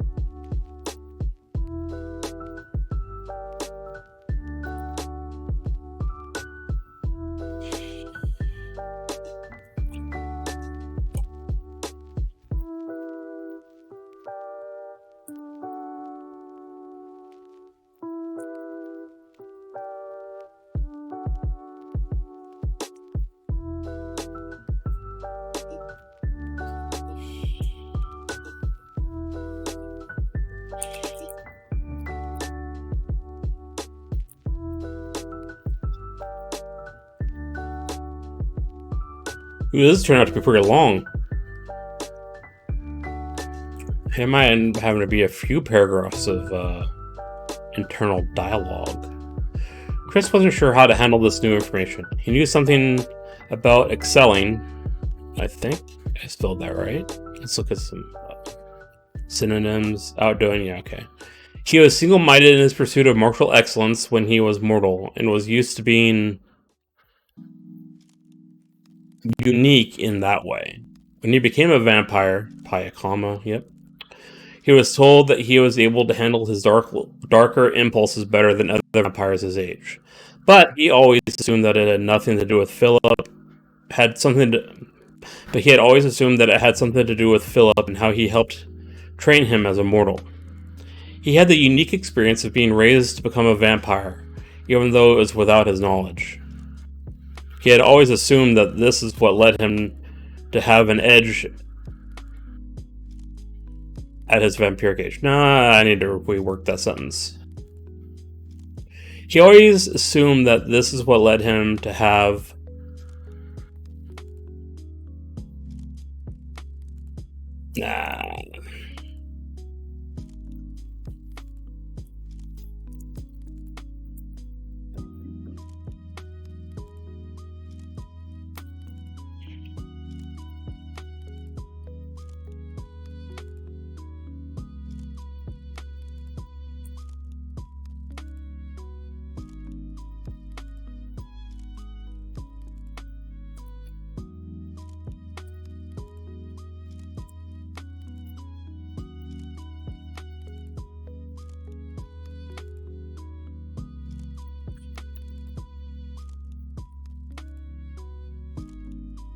Yep, definitely going to go into 2 paragraphs here. He had always assumed that this is what led him to excel as a vampire. Now there might be some other force.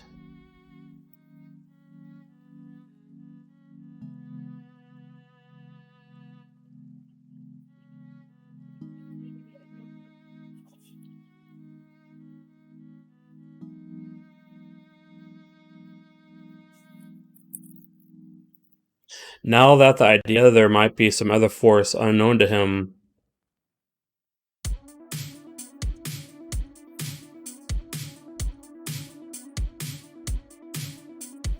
Now he was beginning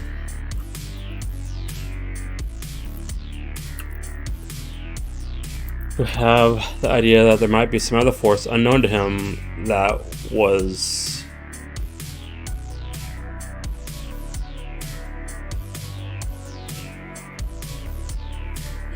let's see. Now he was beginning to have the idea that there might be some other force unknown to him that was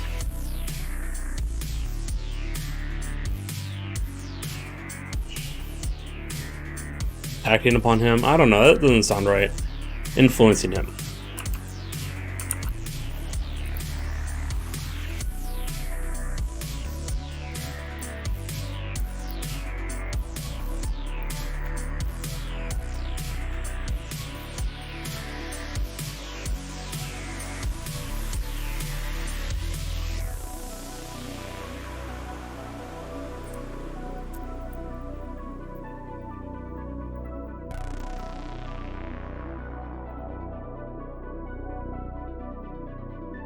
Now he was beginning to have the idea that there might be some other force unknown to him that was influencing him, influencing his life in ways he never could have imagined, more than just being a vampire.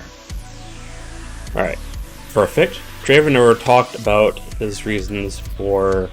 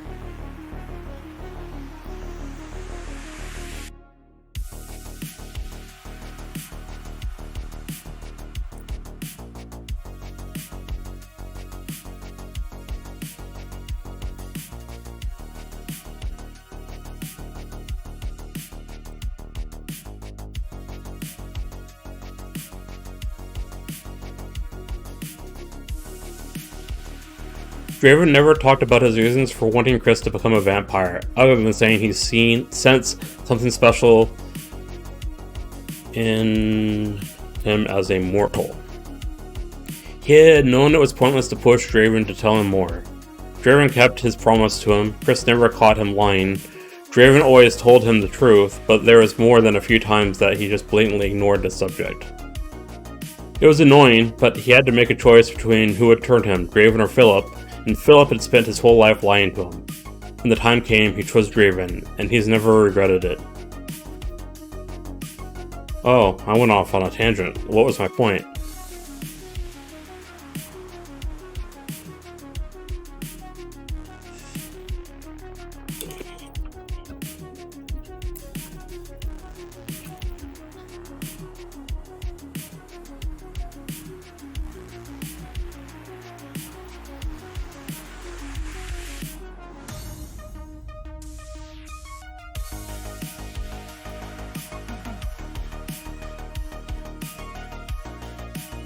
This was the first time he thought he might get some answers. Philip and Draven both looked away from... both stopped.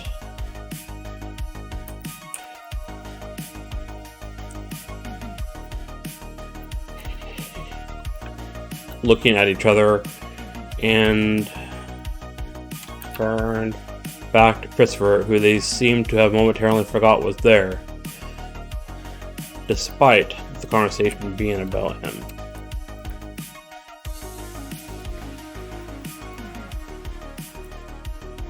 It was Philip who spoke. He sounded a little surprised. There was more? You weren't there long. Something else happened?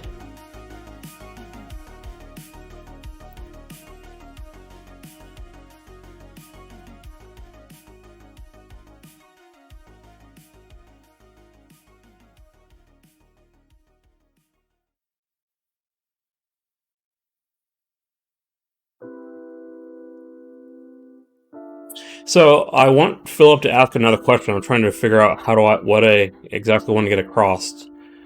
There was more. You weren't there long. Something else happened. So I want Philip to acknowledge that something else could have happened, but it was so short that nothing important probably would have happened.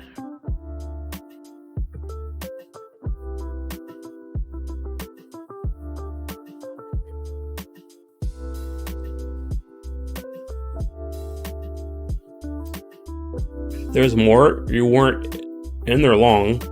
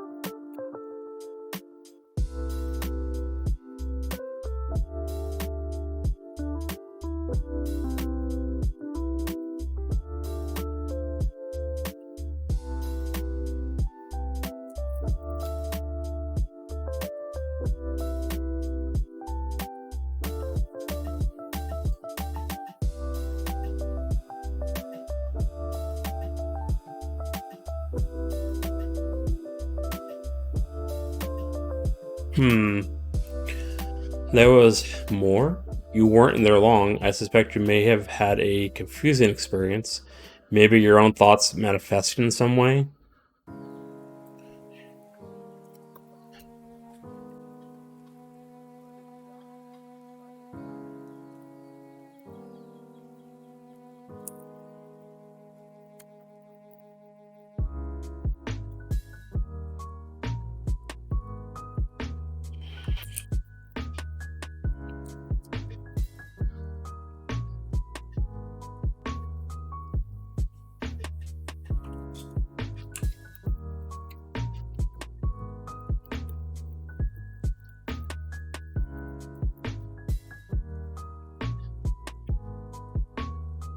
There was more? You weren't in there long. I suspect you may have had a confusing experience. Maybe your own thoughts manifested in some way. It's hard to imagine it was coherent. your first time, especially for such a short time.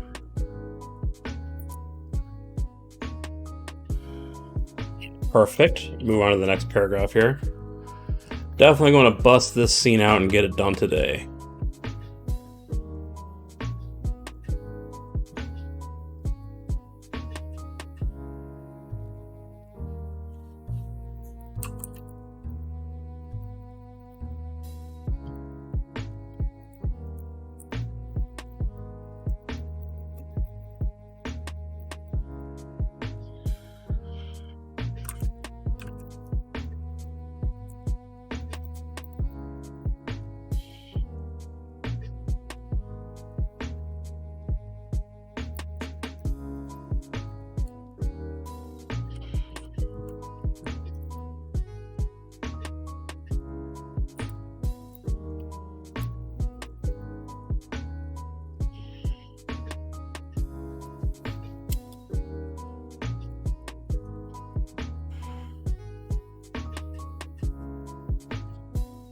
Some internal dialogue here. Gotta italicize that sucker. There we go. Chris had no trouble admitting to himself that he had a confusing experience. But it seemed coherent, didn't it?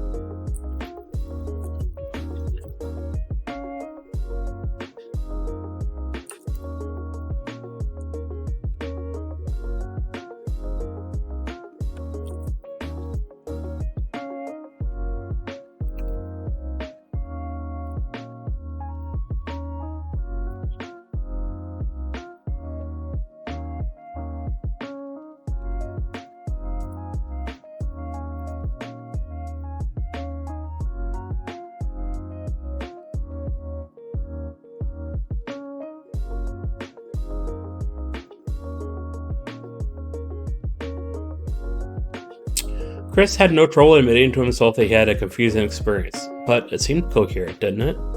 For once he thought he might know something that Philip didn't. His desire to find out answers overrode his desire...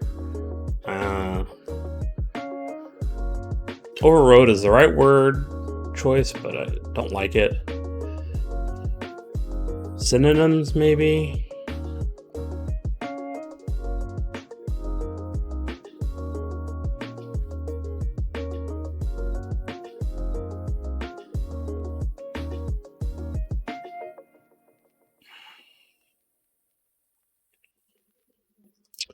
Maybe it's not a word. Should be a word.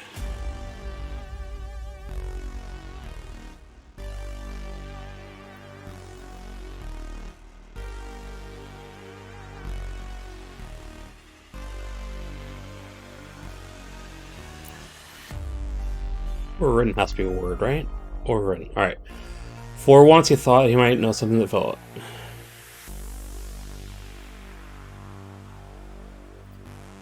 Change my sentence around. Sometimes I write my sentence backwards and I gotta fix them, which is what I did here.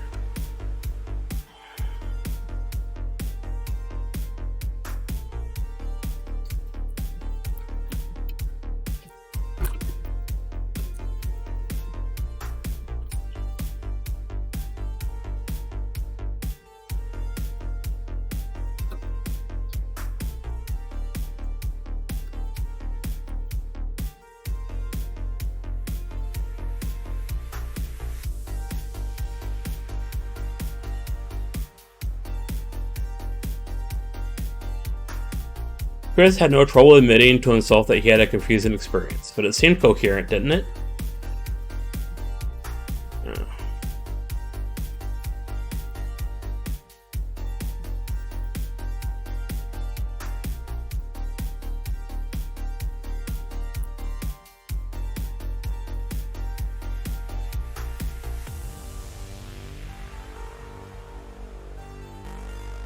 Tweaking sentences here. All right.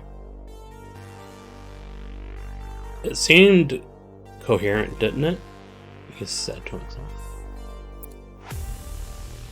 For once he thought he might know something that Philip didn't. His desire to keep a secret from Philip was overridden by his desire to get answers. If he was going to get any, he figured it would be from one of these two.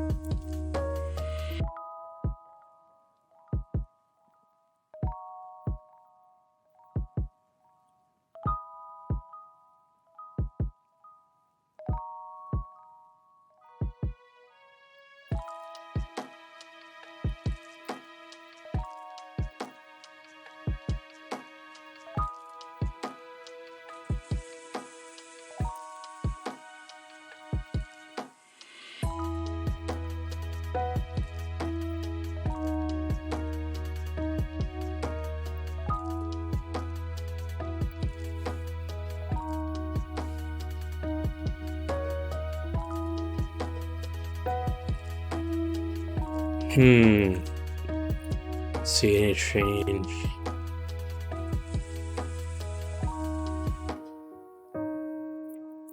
They mentioned something about gods.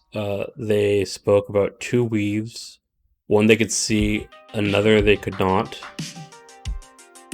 Something...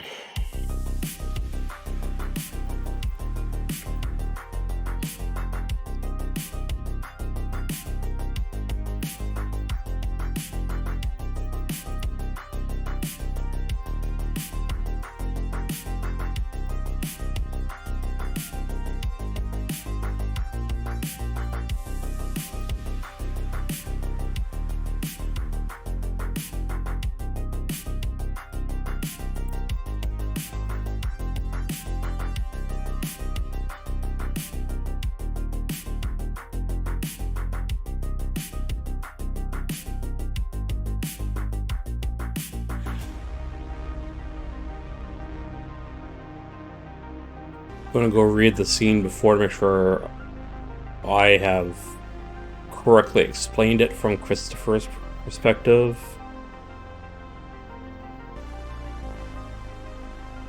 Gods, time of prophecy is the specific wording, so I need to make sure I do that correctly.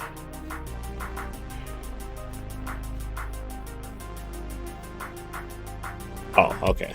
I am glad I went back and looked at that because I want to change how he explained this a little differently here.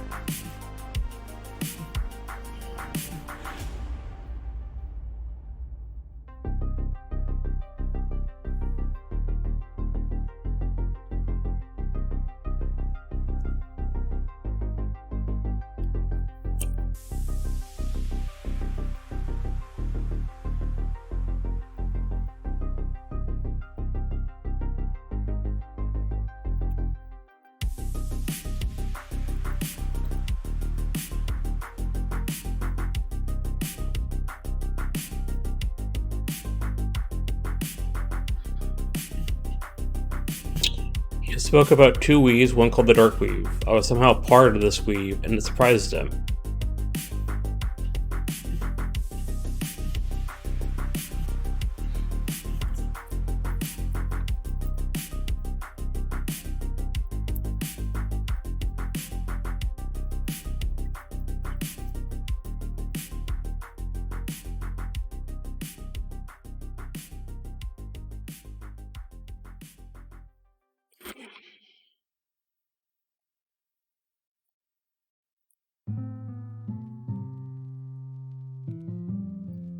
Did you see the start of the prophecy?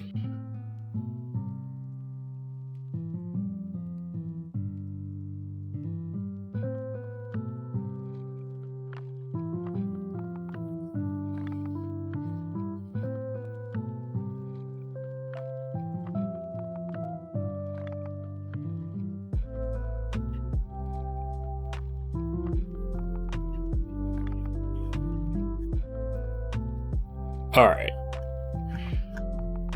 Just wrote this scene, I just edited it. It's almost like I shouldn't have to go back and look at it. Yes, there is more. Three self-contained Miss Beans found me and spoke to me.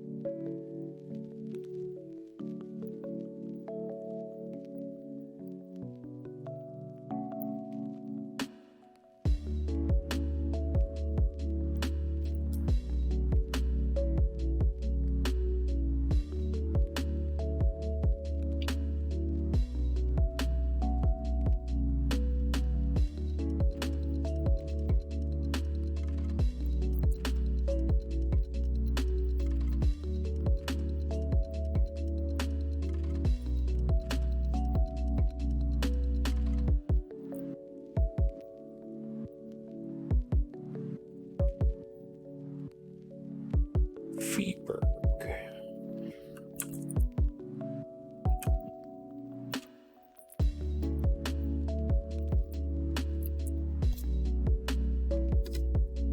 Alright, I think I finished this paragraph. Let's see.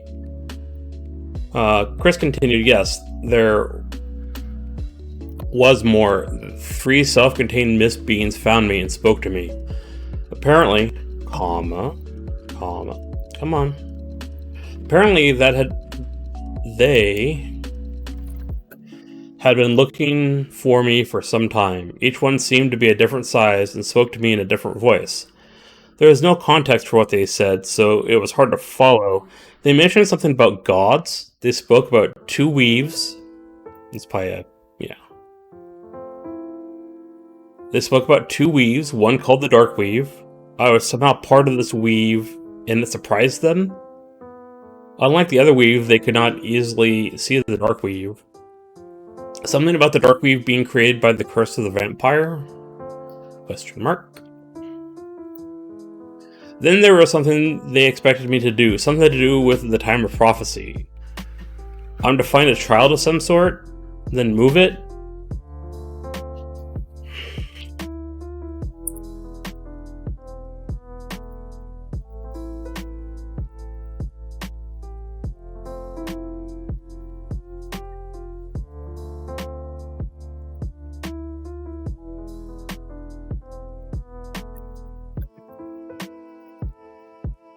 At the end of the vision, they moved closer, nearly touching me, and then I woke up with the desire to travel east.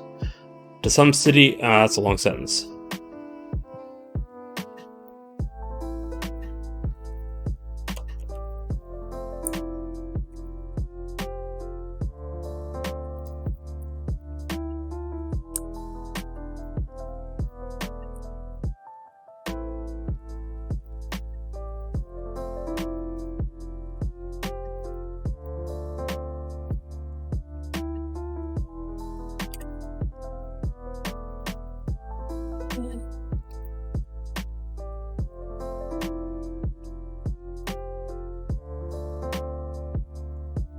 Yeah, that's better.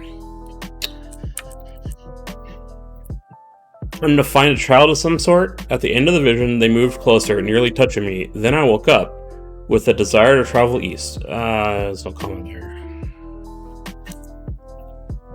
To some city I never heard of. Freiburg.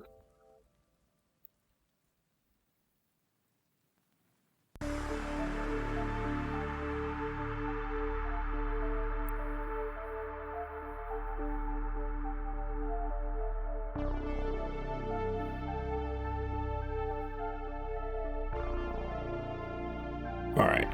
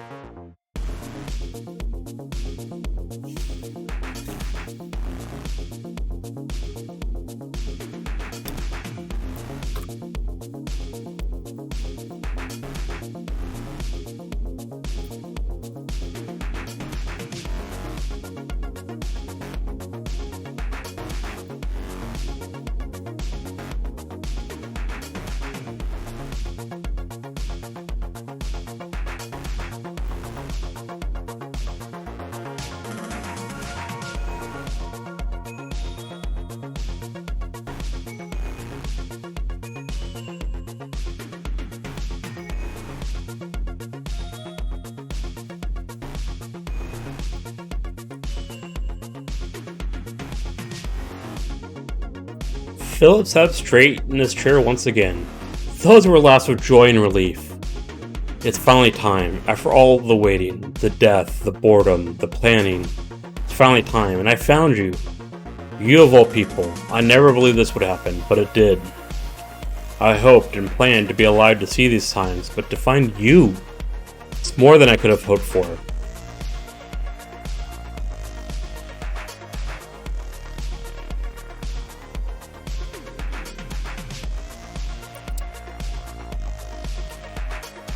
Let's see, but to find you. First. It's more than I could have ever hoped for. Oh my god, I used the title in the story. Presage. It's been used.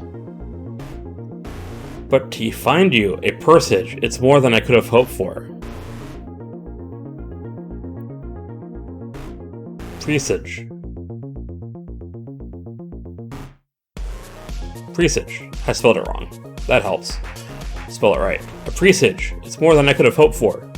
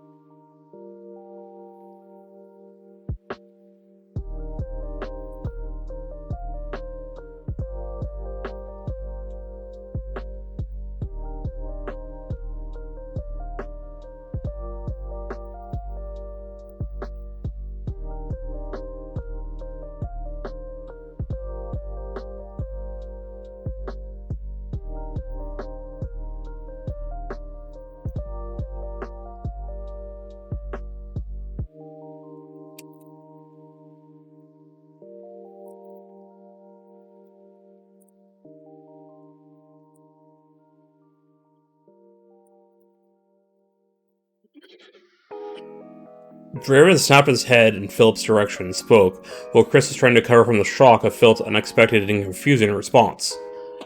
A Presage? After all this time, does this mean?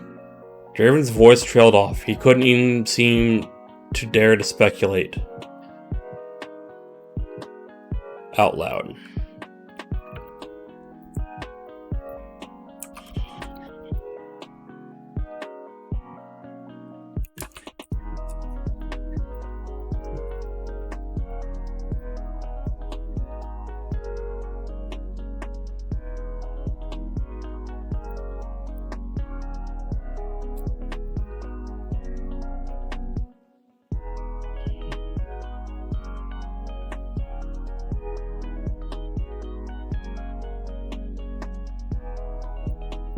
I'm going to get rid of this little thing down here because I do not want to advertise Back for Blood because I don't even know what that is. Philip nodded excitedly, still smiling. It does. I'm certain of it.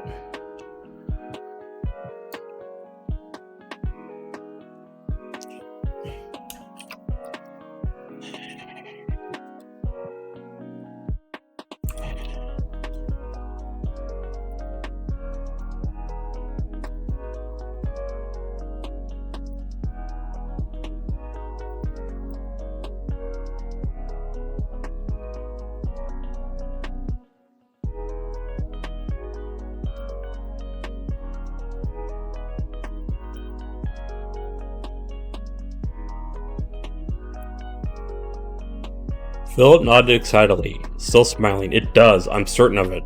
The time is nearly at hand. We have lived to see the end, and we will be able to influence the beginning.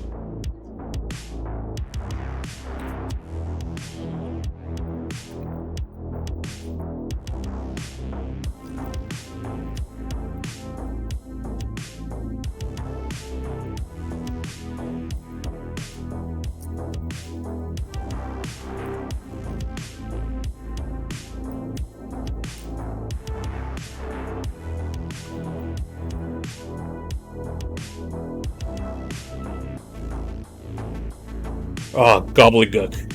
I love that word, and I gotta use it.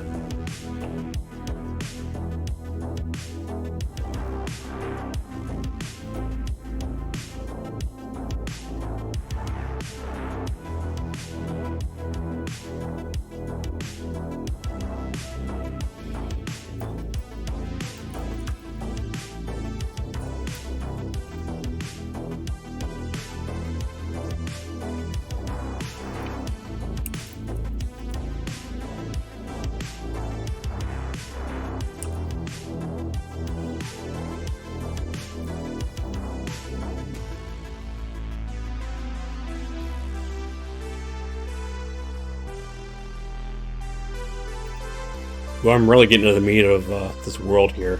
Christopher managed to regain his voice. What do you mean, presage? What is that, and how do you know I am it? Do you understand all that gobbledygook that I heard? Gods, we's, prophecies? It all sounds like nonsense.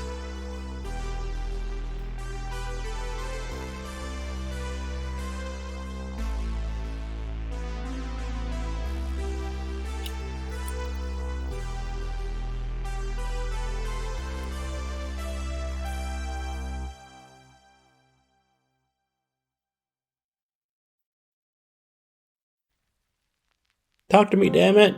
Exclamation mark.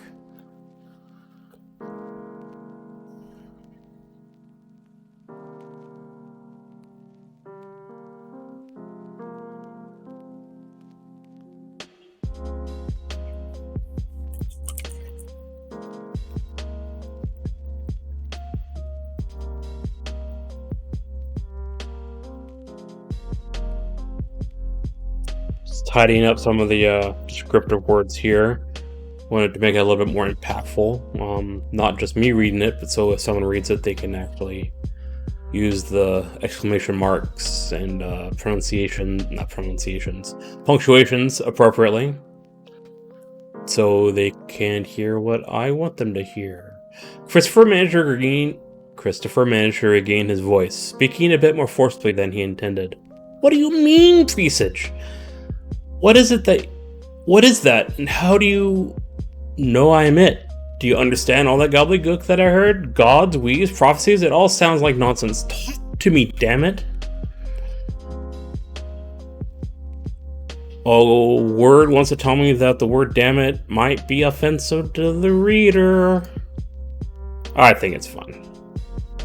I'm just going to tell it to ignore that. Always. Don't check for this issue.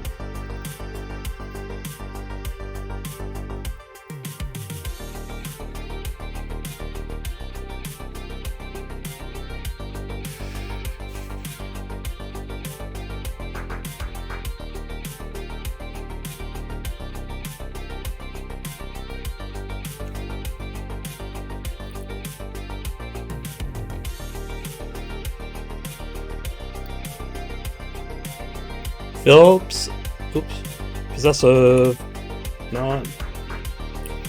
Philip's smile didn't falter at the intensity of Christopher's question.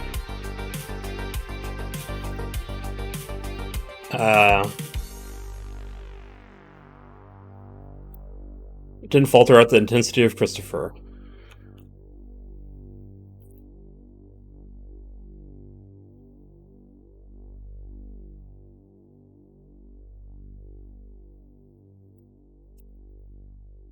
You are a presage, a herald of sorts. I've never met one, not even when I was mortal. They are rare, even when the flow of magic is in full force, and to find one, it's extraordinary.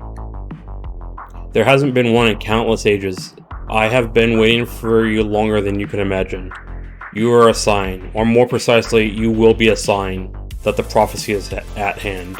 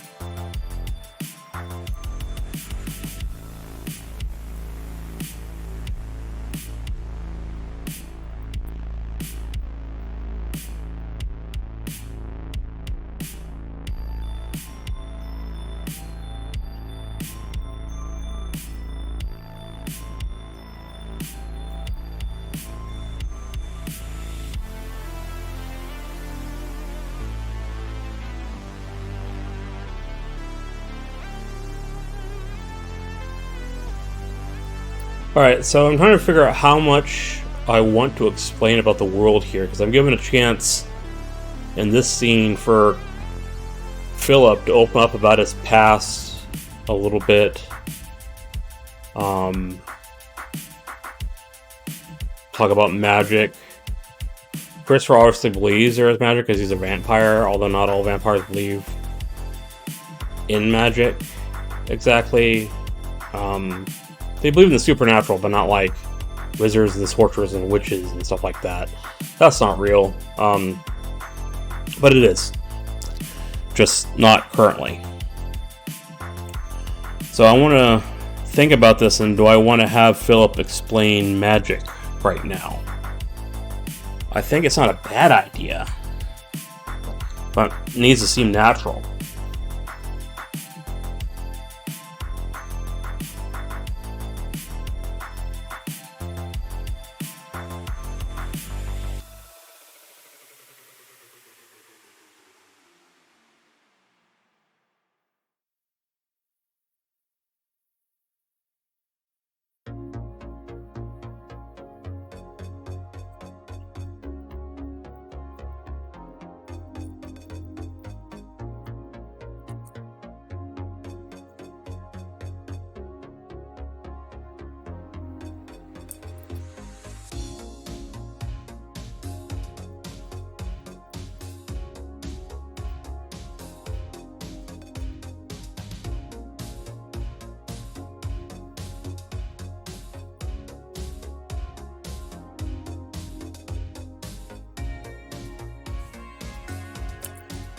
Christopher threw up a hand. Wait a minute. Prophecy? Is that a real thing? Wait. They were talking about gods, too. Are you saying gods are real?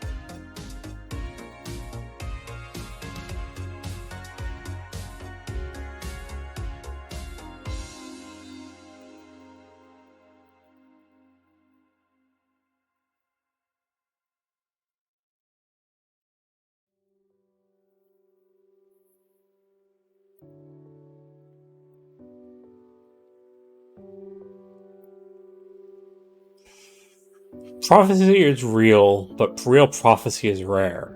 Then there are different types of prophecy, and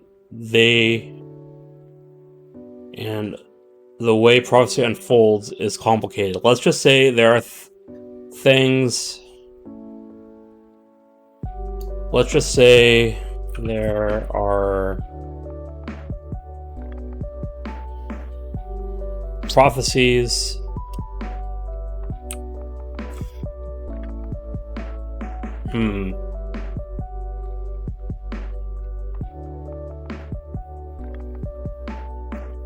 I'm gonna just redo the sentence here.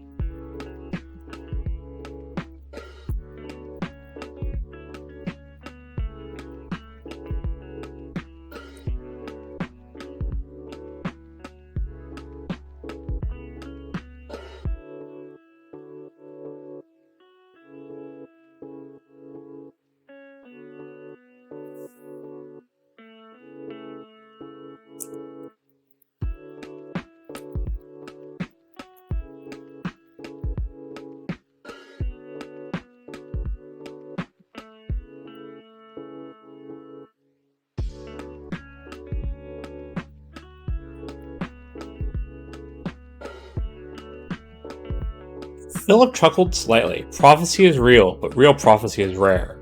Then there are different types of prophecy, and the way prophecy unfolds is complicated. For now, just know that prophecy is real, and you are part of it. As to gods, they are real too. Oh yes, they are real. I've never met a true god, but they once walked the land. Some of their children still do if you know where to look. This must be a lot to take in. Philip paused.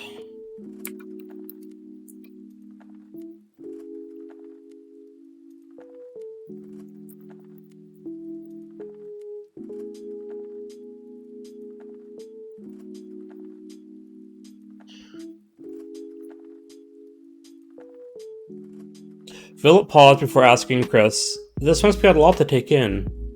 Chris nodded.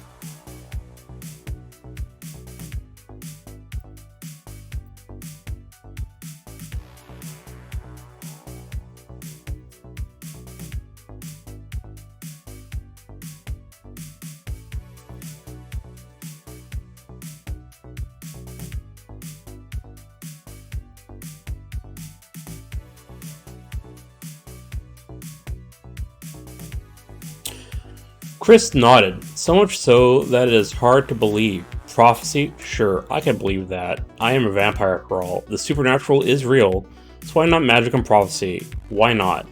So, okay. So magic and prophecy, why not? But actual gods? Next you're going to tell me that the Christian God exists.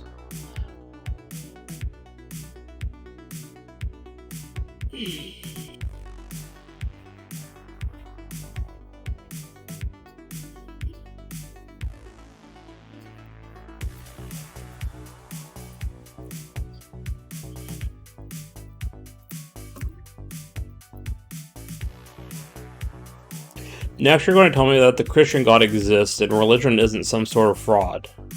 Chris looked over at Draven, who was quietly but intently watching the events unfold. Is he for real?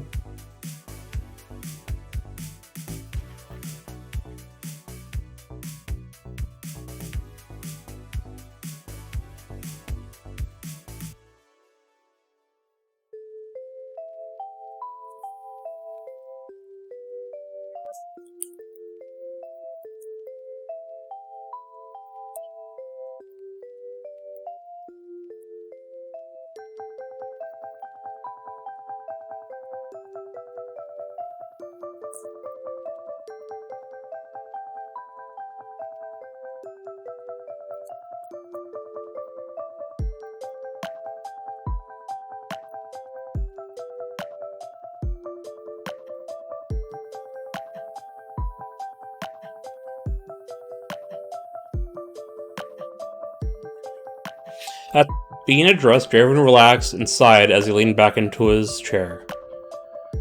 He is.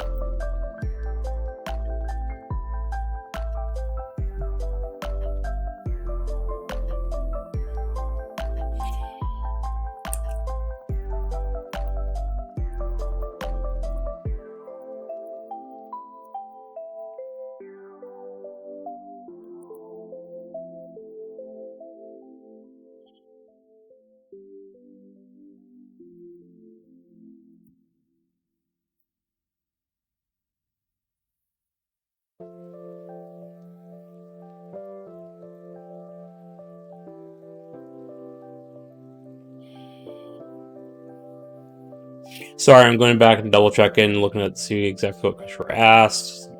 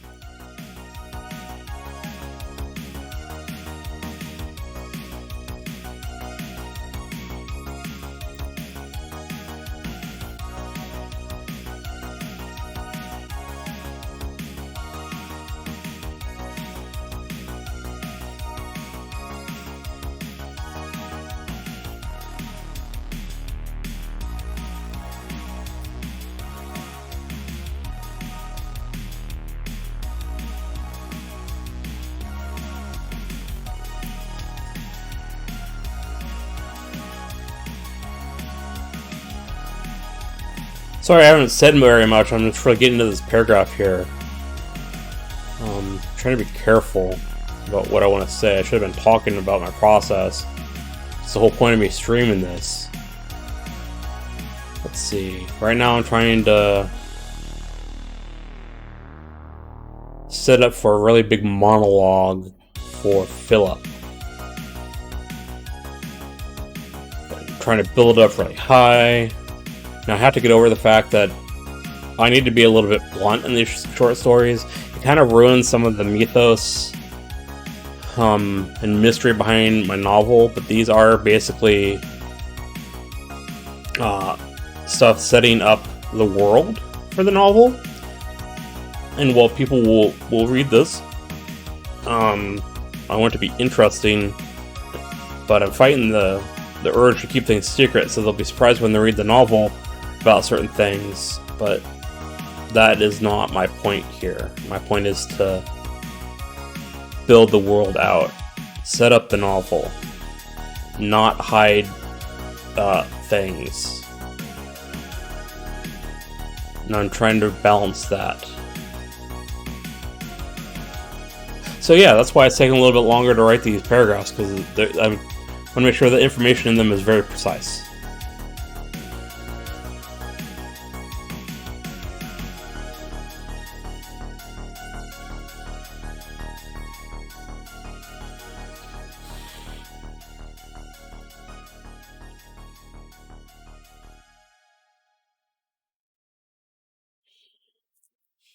So, alright, it has been his lifelong ambition is not the right word.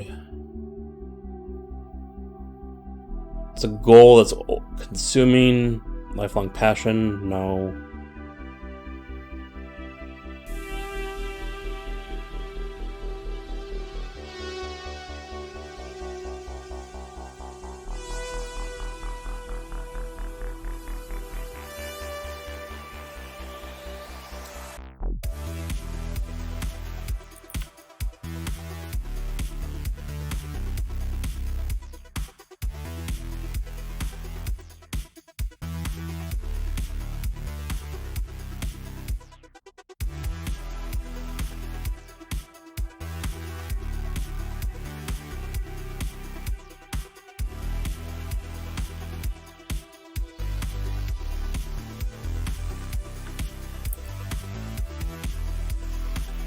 Alright, let's see here. At being addressed, Raven relaxed and sighed as he leaned back into his chair. He is. Gods are real. We have no idea if the Christian God is real, but it's possible. There are gods that are so old that their names have nearly been lost to time. You are Presage, a title, and a being from an age... I think that is not spelled correctly. Being... No. You're a being from an age lost to time. An age only hinted at now in myth and legend. You thought your life was torn asunder when you were turned. Now you are something that you can't even fathom. Something lost to the ages. Something that Philip has waited for. Something I lost faith in. Something I thought would never come. Listen to Philip. He is better suited for this tale. It has been his reason to survive. It has been his reason to survive throughout the ages.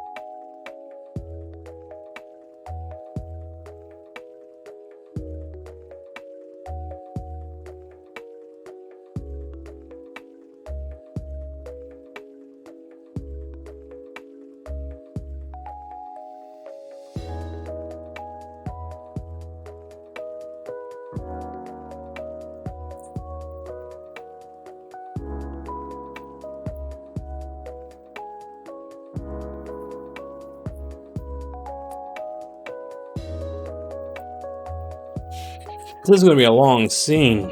We're already at 3 pages.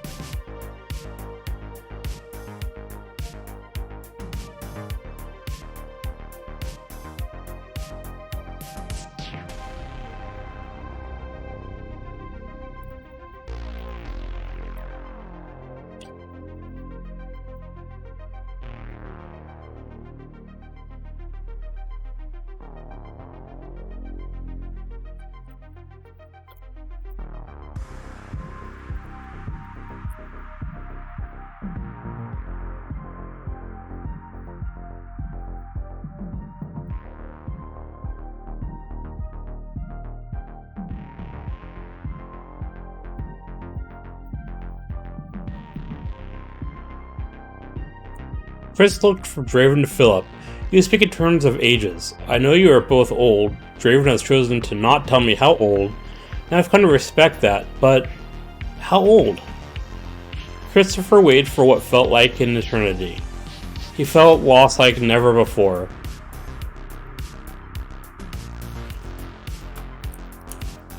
How old was Draven? How old was Philip? Draven, more so than Philip, was obviously out of place in this time. That was disconcerting enough. Draven never said anything, but based off the little contact he's had with other vampires, he got the feeling was,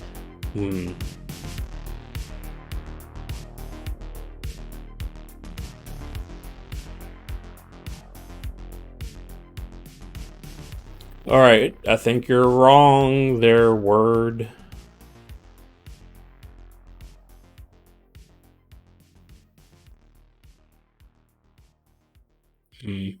Draven never said anything, but based off the little contact he's had with other vampires.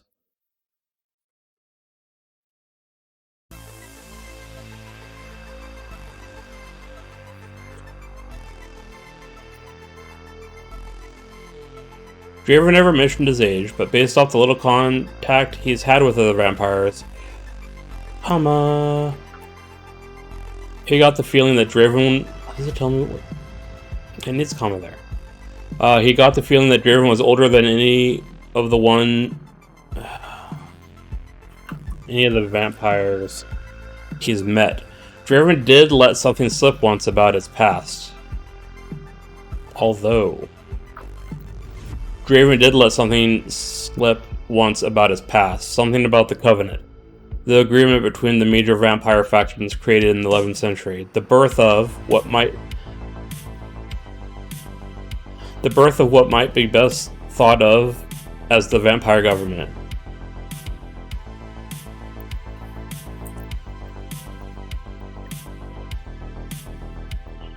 As a vampire government. Draven once said something that made it seem like he was there at the founding, making him at least 1,000 years old. Very old, but not the oldest living vampire he has ever heard of. But that was all he knew.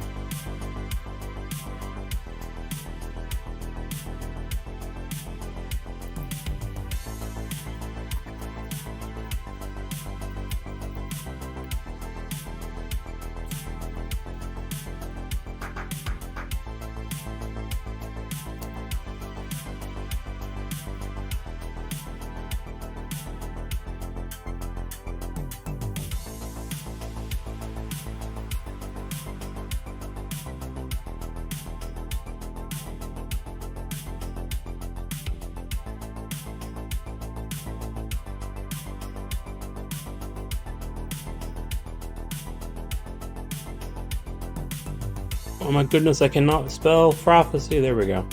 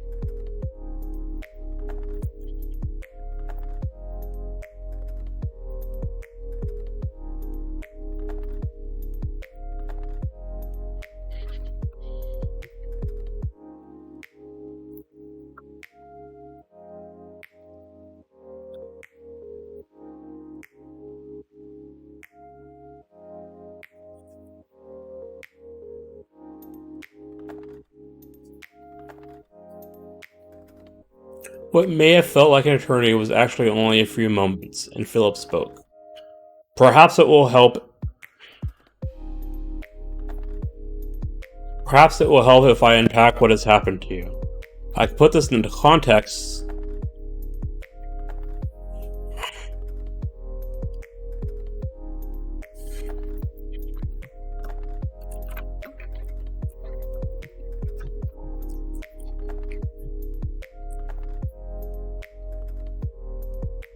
If I unpack what had happened to you, I can help put your experience into context. Believe it or not, you told me something I didn't know existed, the Dark Weave.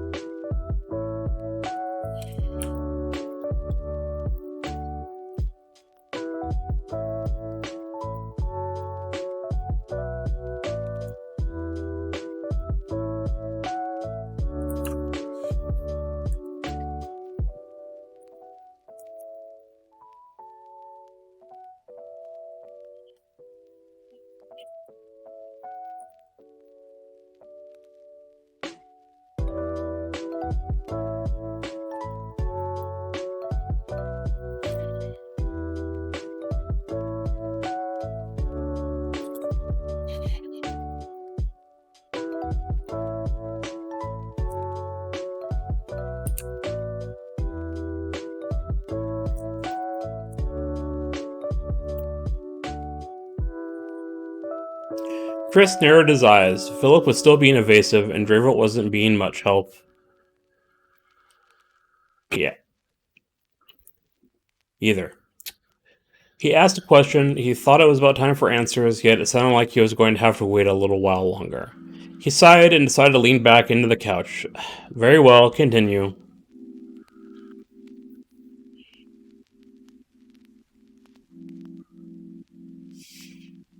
Alright, so I think I'm actually going to end for the day.